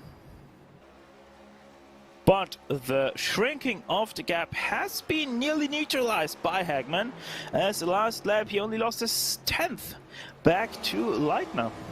Yeah, but Liner had some traffic behind him off Daniel Solo, so that aided Hogman right there to retain the lead in the race so far with about 4 seconds on Liner, but still, Liner has at least 20 more laps before coming into the pit lane and more grip than Hagman, as Hagman is due to come to the pit lane anytime soon, but doing a really good job of keeping the number 9 away.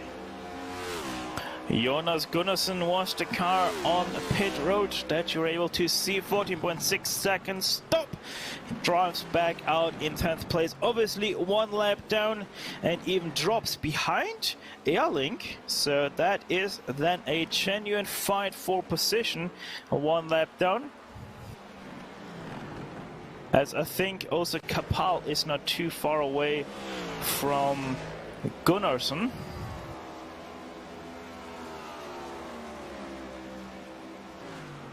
Either way, very, very interesting points in times. These guys will have to pit nonetheless. Still about 30 laps to go in this race here today. Norbert Leitner, under 4 seconds the gap now is between himself and Hagman. Hagman continues to only lose about 2-3 per lap, so doing a very great job for that number 12. As we drive on board with Norbert Leitner, car ahead of him, that is Ocean Walsh, by the way, the 37. Continues a struggle-some day, one could say, and continues to be in 13th place. The only car 2 laps down. The only car 2 laps down. Last lap, basically 0.3 of a second shredded by Liner over there, but his time is running out of sorts. I think that is, if Hagman comes into the pit lane still in the lead, it's gonna be tight, you know, maybe the final laps of this race. I don't know if Liner is gonna have enough cushion to battle for the win in this race. Maybe 3 seconds. If I say 2 seconds, it's a good maybe. If I get 3 seconds to 3.5 seconds, it becomes like, when does Liner pit and how many laps left he has left to build up the gap. Not build up the gap, but take away the gap from from Hagman right there. Now my question is, at the point where Leitner did pit, can he make it on fuel to the end? No, absolutely not. Absolutely not. Okay, so that throws that question out of the way. Because if the answer would have been yes, it could have been that Leitner just, you know, goes into full send mode and tries to stay out until the very end, because it is a lot of time that you do most definitely lose by going into pit lane. It's going to be interesting. I think one of the key things about this new generation of NASCAR is that they don't have the cans of fuel like they used to in the current gen, right? So you can put X amount of fuel if you so desire in the car. So it does become some sort of a pit strategy battle of when Liner comes in. I think if he goes all the way, maybe 10 more laps, he pits with 170 maybe to go.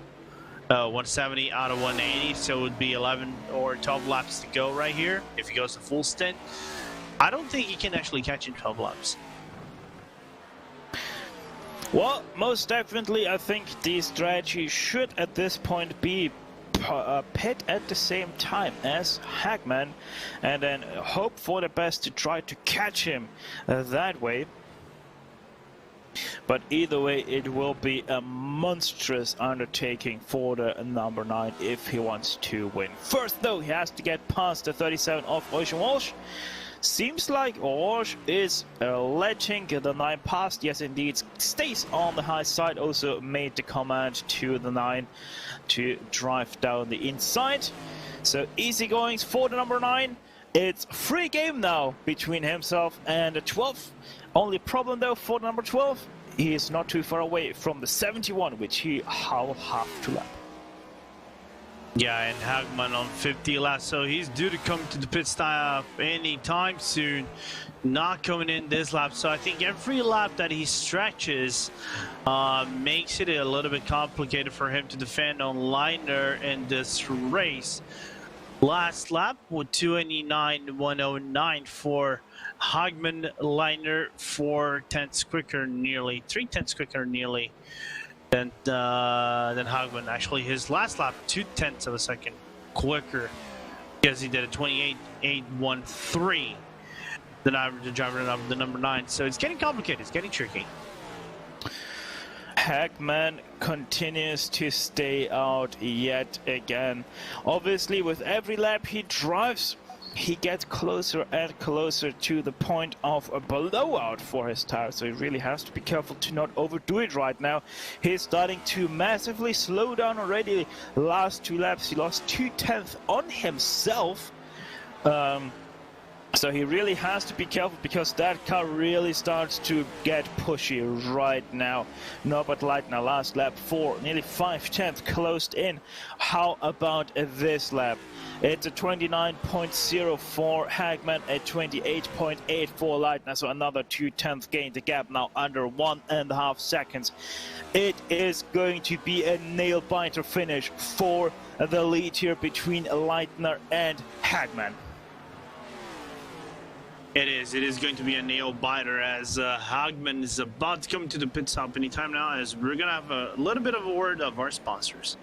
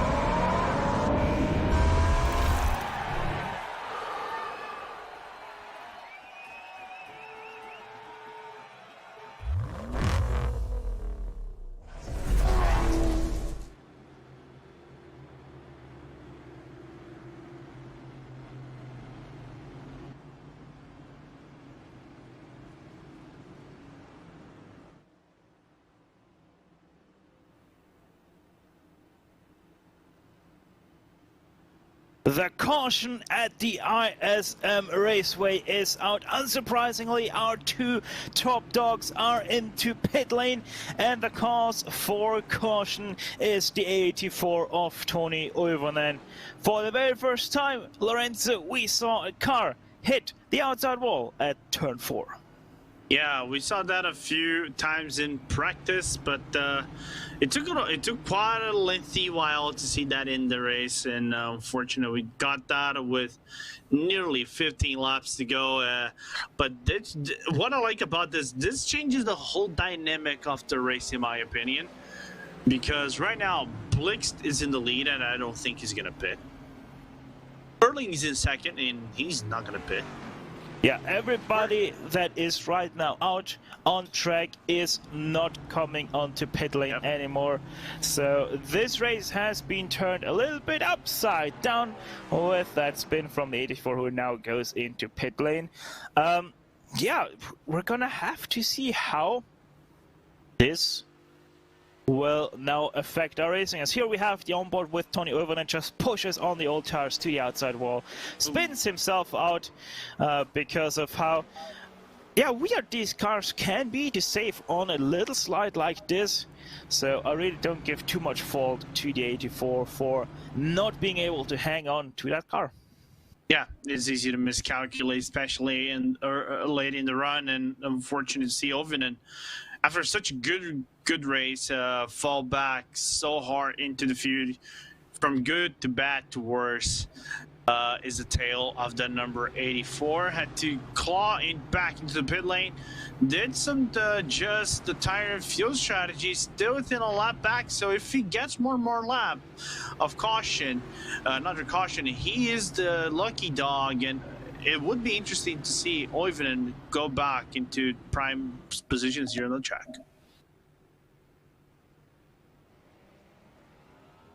So, as the lap-down cars make their way past Benny, the pace car driver, and only 13 laps to go, 12 laps at the end of this caution, so we'll have 12 green flag laps here. Quick rundown here of top 10 drivers. Eric Blick's gonna start this race on, or start this caution back on the pole. Robert Elling to his outside, Marcus Hagman, third Norbert Leitner, fourth Anders Cylinder, fifth Alexander Arlitzen is going to take the green flag in sixth, Jonas Gunnarsson seventh, eighth will be Linus Broström solo, and Lundberg running out your top 10 on this hopefully last restart of this race. The first two drivers on old tires, second row on new tires. How is that going to fare? Well, we're gonna see right here, right now. The 95 is waiting and now goes on the loud pedal. Does surprise the rest of the field a little bit. Bad start from Hagman and Leitner. 140 was much better on that restart, but Cylinder not really able to do anything. Here comes the outside run now, though, for Norbert Leitner. Does he get boxed in behind? No, he does not. The 12th, though, far to the inside, is taking home second place, at least right now. 95 on the outside does box in the 9 of Leitner a little bit. So with that, already first and second place retained by Hagman and Leitner. So with that, the chase for first is on. The chase for the first is on, as I'm seeing 3 wide in turn number 1 and 2, as Adelsson nearly got into contact with the driver of the 95 of Blixie. Actually got now into contact with him going to turn number 3, still 3 wide into 3 and 4, but so far that battle for the lead is going to get hot, because the gap separating Hagman to Leitner just is 0.2 of a second between one another. Unsurprisingly, many aggressive moves have been made already. 10 laps to go in this race. Who will take home the winner's trophy here today? Will it be Leitner or will it be somebody else? We'll have to wait and see. Under 10 laps to go is another 3 wide situation in the background. That's the 17 to the inside of the 95. You can see just how much Blixt is hurting on his old tires. I don't even think he had a new set of tires, so that's why he stayed out there and just was hoping on more cautions to follow right here. However, at the top of your field, the 9 continues to give chase to Hagman, but Hagman is driving for the life of his tires, because those tires are most definitely screaming away as he pushes them to the absolute limit. Yeah, pushing them to the absolute limit, as Leitner gonna dive on the inside once again. Dove actually a little bit more deeper than Hagman on the entry on turn number 3, trying to claw himself at least 1/10 of a second on the number 12, and the number 12 still staying in strong against the 9 numbered car, as right in behind the number 82 has to fend off Cylinder with a little bit of a second win in this race. Who could have thought the 140 battling for podium spots? Yeah, Andre Selander, also one of the cars that did drive into pit lane on that last caution, so he's also making a nice easy moves here. Great to see that 140 after already having bad luck in Nashville, getting wrecked out quite early in the race. Once again having issues early in this race as well, climbing back inside the top 3. I think Andre can be very happy with that result. Either way, in the mid-pack of the field, there's still quite some fighting to be done. The 24 tries to salvage every little ounce that he still can salvage.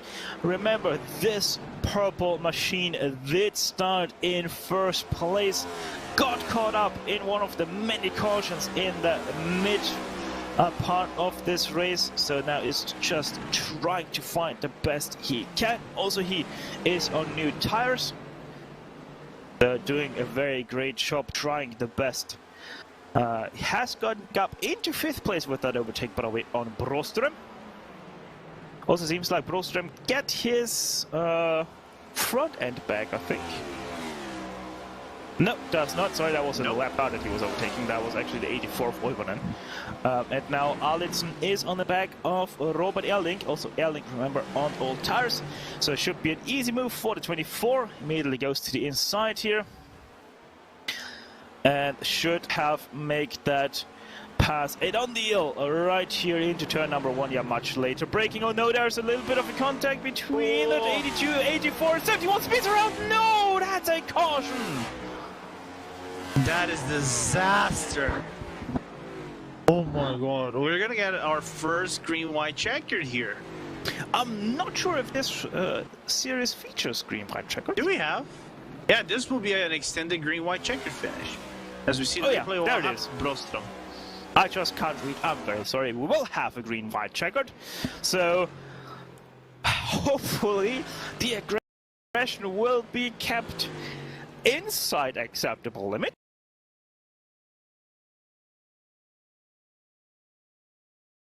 Because let's just not extend this race too much further. Either way, at the front of the field, what I wanted to come to, you really didn't miss anything while we saw those fightings in the mid-pack of this field, because Hagman was able to keep a nice distance to the 9. However, most definitely, the 12 did try extremely hard on his tires. So the big question here is, does he still have the tires for 2 more laps? That is a great question to be asked, and I think what we have to ask a little bit more as well is, does Cylinder and Adudson have the car to get closer and contend for that top spot as well? Because all 4 cars have 14 laps on their stint of tires, so it's gonna be an interesting one how these 4 cars will battle for positions in the podium spots. Because here's the thing, whenever that Hagman goes off the gas, he's probably gonna do what a Jeff Gordon-esque move of, go on the gas, check up then lift off the gas, check up the whole field, and then go off again. People might say it's dirty, but hey, it's racing. You're the leader controls the restart, not the other guy.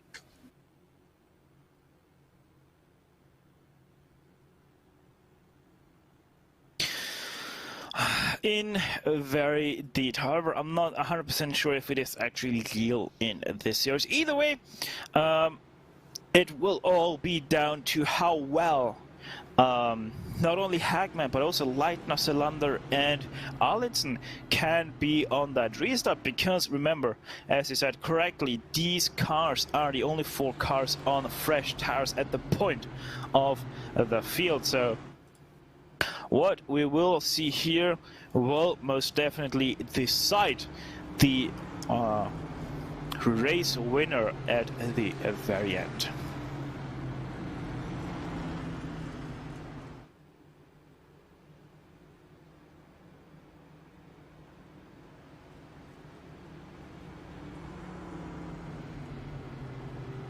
My question is, as Ocean Walsh has to retire the car, real quick, who does get does Hagman get any leeway of covering the inside line? Because right now, they are 13 laps in the stint of their cars.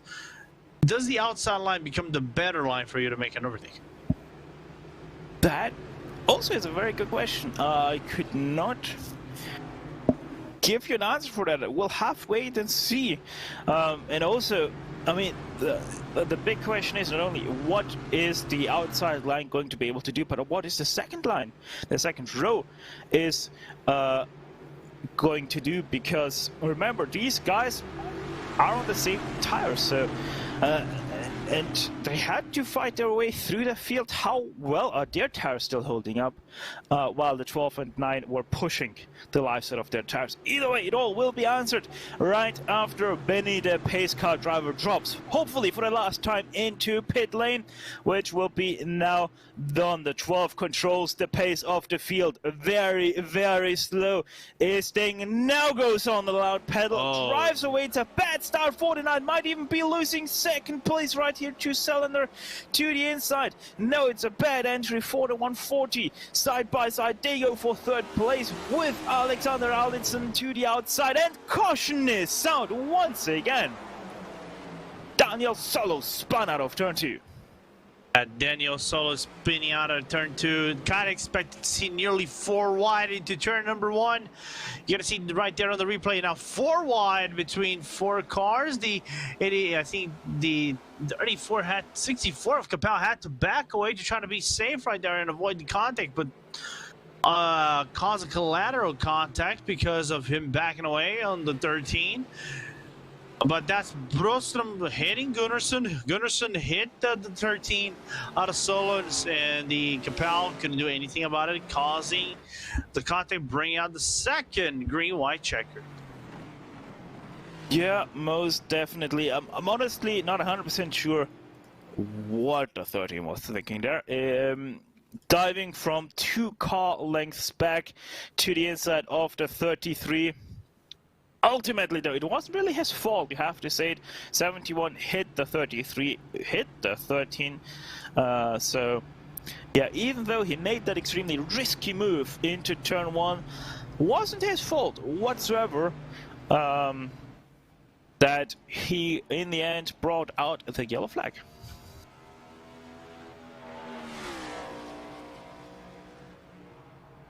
Good news, though, that is for Norbert Leitner this caution, because after his extremely bad start, after the last green-white checkered, he has another try for exactly that. But the question really is, he does have some damage to his right rear. He had it for a lot of this race already.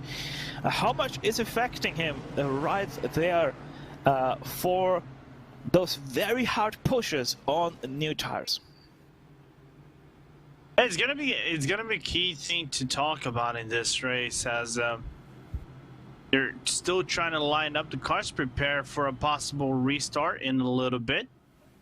Of course, Benny, the pace car, the pace truck driver, is still with the blinking lights on, so we might be able to see those lights go off in the next lap whenever we get our second green-white checker to restart.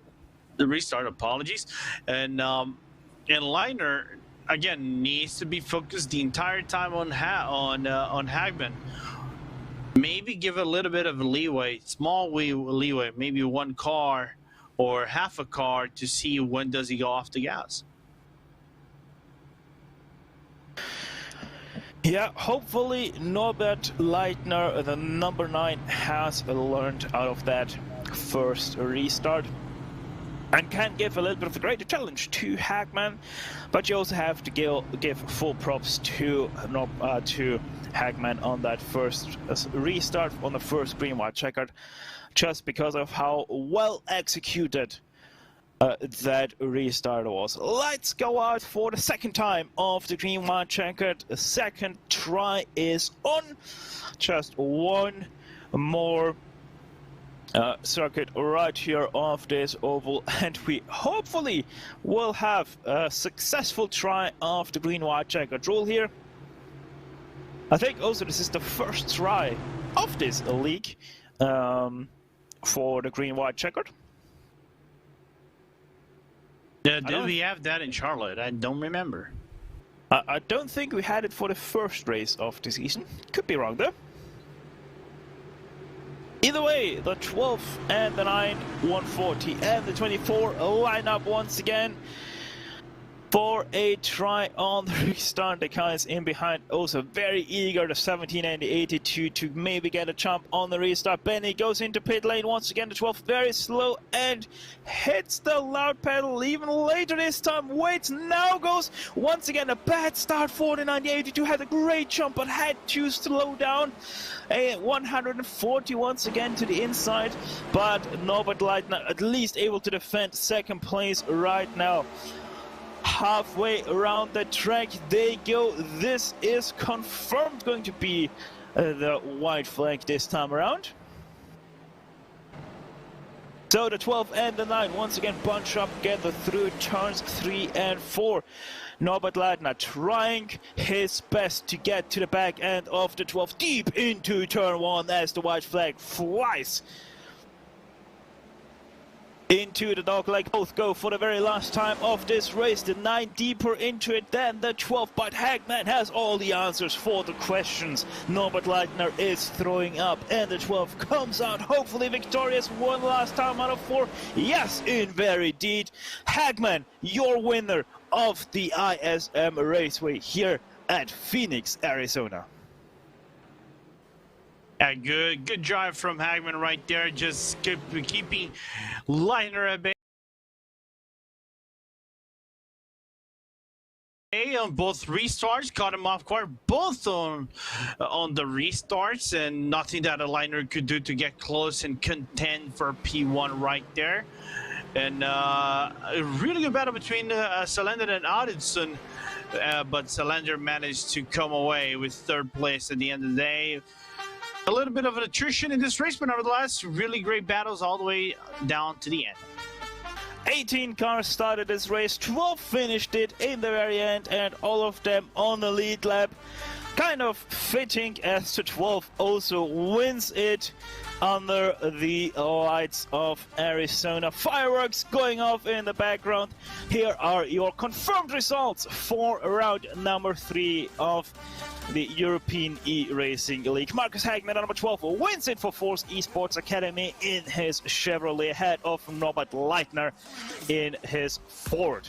The 140 of Andy Cylinder, after a very bad start to this race, climbs his way back into third place alongside Alexander Arlitzen for Force Esports. Also very bad start to the race in the very end, does get that 4th place away. And also the award for the fastest lap in this race also goes to Arlitzen. Eric Lundberg 5th place with Jonas Gunnarsson in 6th, Robert Elling 7th, 8th place went in the very end to Linus Broström with Martin Kapal in 9th place, and rounding out your top 10 of this field is Daniel Solo for Alcantech NHR by Nyman Racing. Eric Blix, the 95, in the very end finishes in 11th place with Toni Oivonen in 12th. He's also the very last car to finish today's race. Retirees, amongst others, Eugen Walsh, Gabriel Stör, Dominik Lukomski, 15th place with Jake Forster, Kevin Adam and David Ecke, all very early out of this race here today. So with that, we say a very great evening to everybody out there today, and we're gonna bring it back over to the studio with Jonas Voss.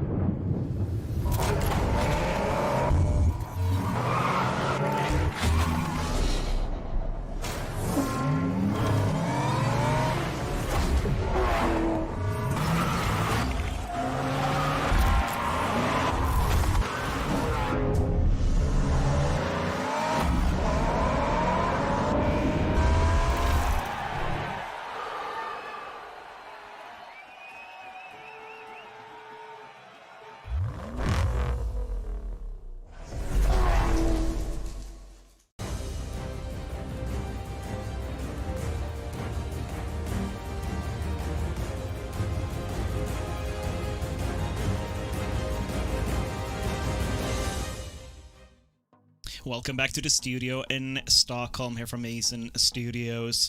What a race we've seen. A lot of green flag laps at the end and in the beginning and in the middle. Yeah, kind of a lot of cautions. But with us right now we have André Selander from Alcantech NHR by Nyman Racing. André, what a race. How do you feel?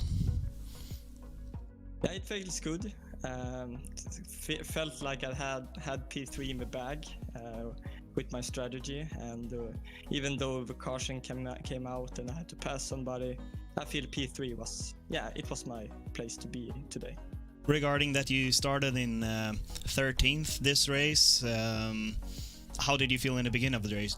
Did you feel that you did any mistake in the qualifying, or did you ever get a little bit concerned of your pace overall? No, so I messed up my qualifying. The exit on my first lap, the exit in T4, I messed up, so I completely screwed my both qualifying laps. But I felt like I had the pace and the tire management for this race because I knew it would be a tire race. We were talking before the race a little bit when we did the voting if we should add another set of tires, and you obviously wanted another set of tires to be added for this race, but now with a P3, how do you think about it? No, so it's quite good. I'm glad now at the end of the day that we decided not to. But I usually prefer to have an extra set of tires for better racing. But if this would have stayed green, I don't think that we would have used the last set of tires. Anyway, so. In 2 weeks, we're going to Las Vegas. How do you feel about the America's Sin City? So the track, I think it will be a lot of full throttle there, and a lot of pack racing, and that will be excited. But you have to drive with your teammates and find people to help you out with. So I think it will be interesting because it's usually not a track where you go full throttle, but I'm looking forward to it. 3 races done now, another 125 points in the bag. How does the season look for you? What's your goals? So now this is actually my first good finish this season. I have good qualifying, but then I have bad races. Now I had a bad qualifying and a good race. So my aim is for next race is to have both good qualifying and both good racing. And at the end of the day, hopefully score some points for Alcantech. Before we continue on this broadcast, is there anybody that you want to thank or send a greeting? Yeah, so this time I want to thank my mom and my dad. They mentioned last time I had an interview in the Swedish league that I should say hi to them. So now I'm doing it. Anyone else? Yeah. Alcantech, of course. But my boys in NHR, they are awesome to race with. Amazing. Congratulations on the 3rd position, Andrea, and see you in 2 weeks at Las Vegas. You too, man. Thank you. Yeah, André Selander really does a great race here at Phoenix. Regarding starting 13th, we got a little bit messy in the middle of this race with a lot of cautions, and tire strategy played a big role since we only had 4 sets of tires to race with, and looks like he did everything right there. In the strategy, another guy that really was on the right spot at the right place was Norbert Leitner. We will quite soon have him here in the broadcast too. So, and Leitner is another guy that didn't really qualify that well. He started out at position 16 and ended up in second. So yeah, I think that we have a lot of questions to ask there. Norbert, are you with us? Yeah, I am here. Congratulations on the second place. How do you feel right now? You. Yeah, I was talking with my teammate before the race, so that we should qualify or not. And we decided to not qualify because it's usually a mess in the starts at the Phoenix track. So we tried to come back from the last places of the grid. And it worked out quite well for you. Yeah. I was really unlucky in the first yellow flag, because there was a car coming from the wall and I hit him. So I had a 1 minute of optional repair, but yeah. We're looking at pictures of your car right now behind the pace car in the last restart, and yeah, there's a few spots on the car that's still clean.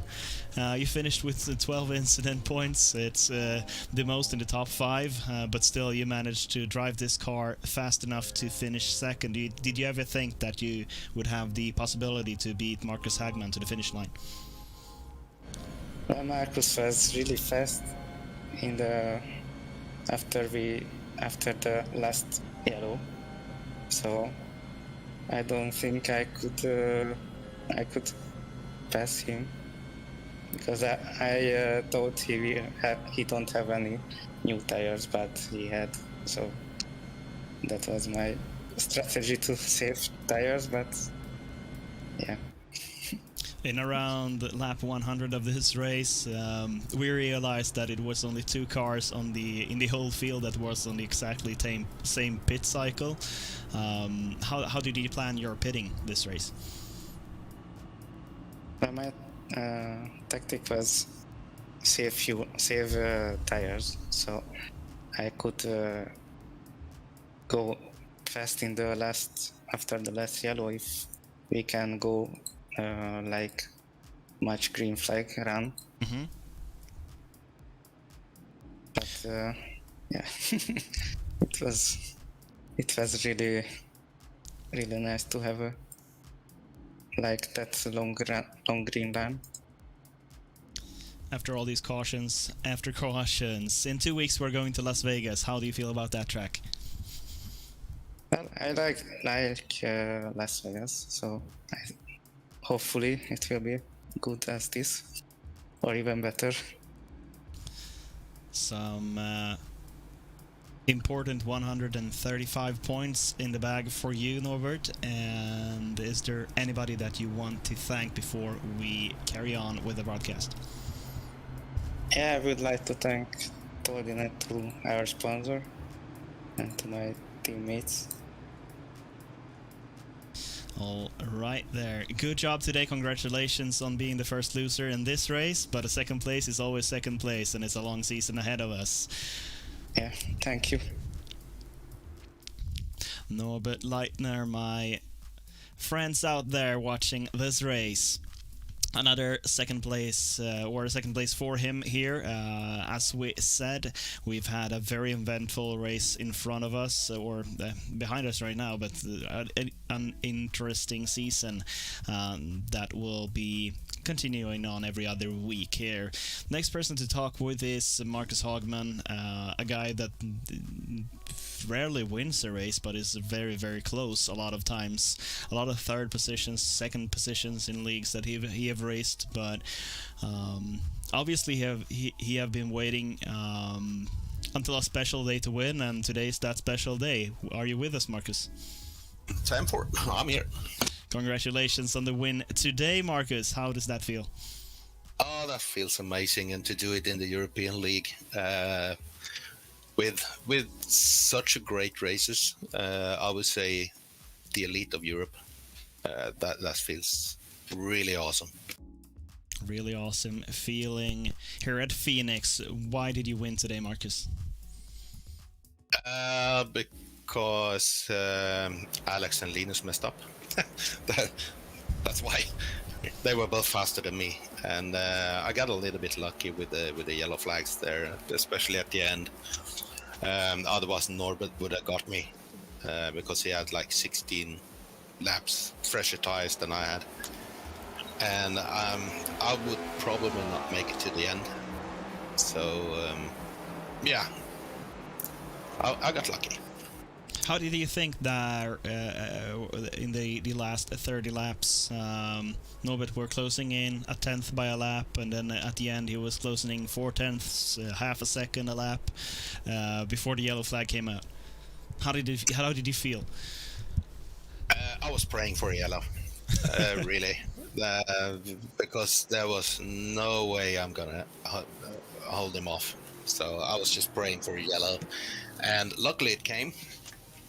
Luckily for me, not so lucky for the rest of the guys. But I'll take it any day in the week. Anyway in the week, and we had 2 green-white checkers. You did a great start in the restarts there in the ending, really pulling away from Norbert.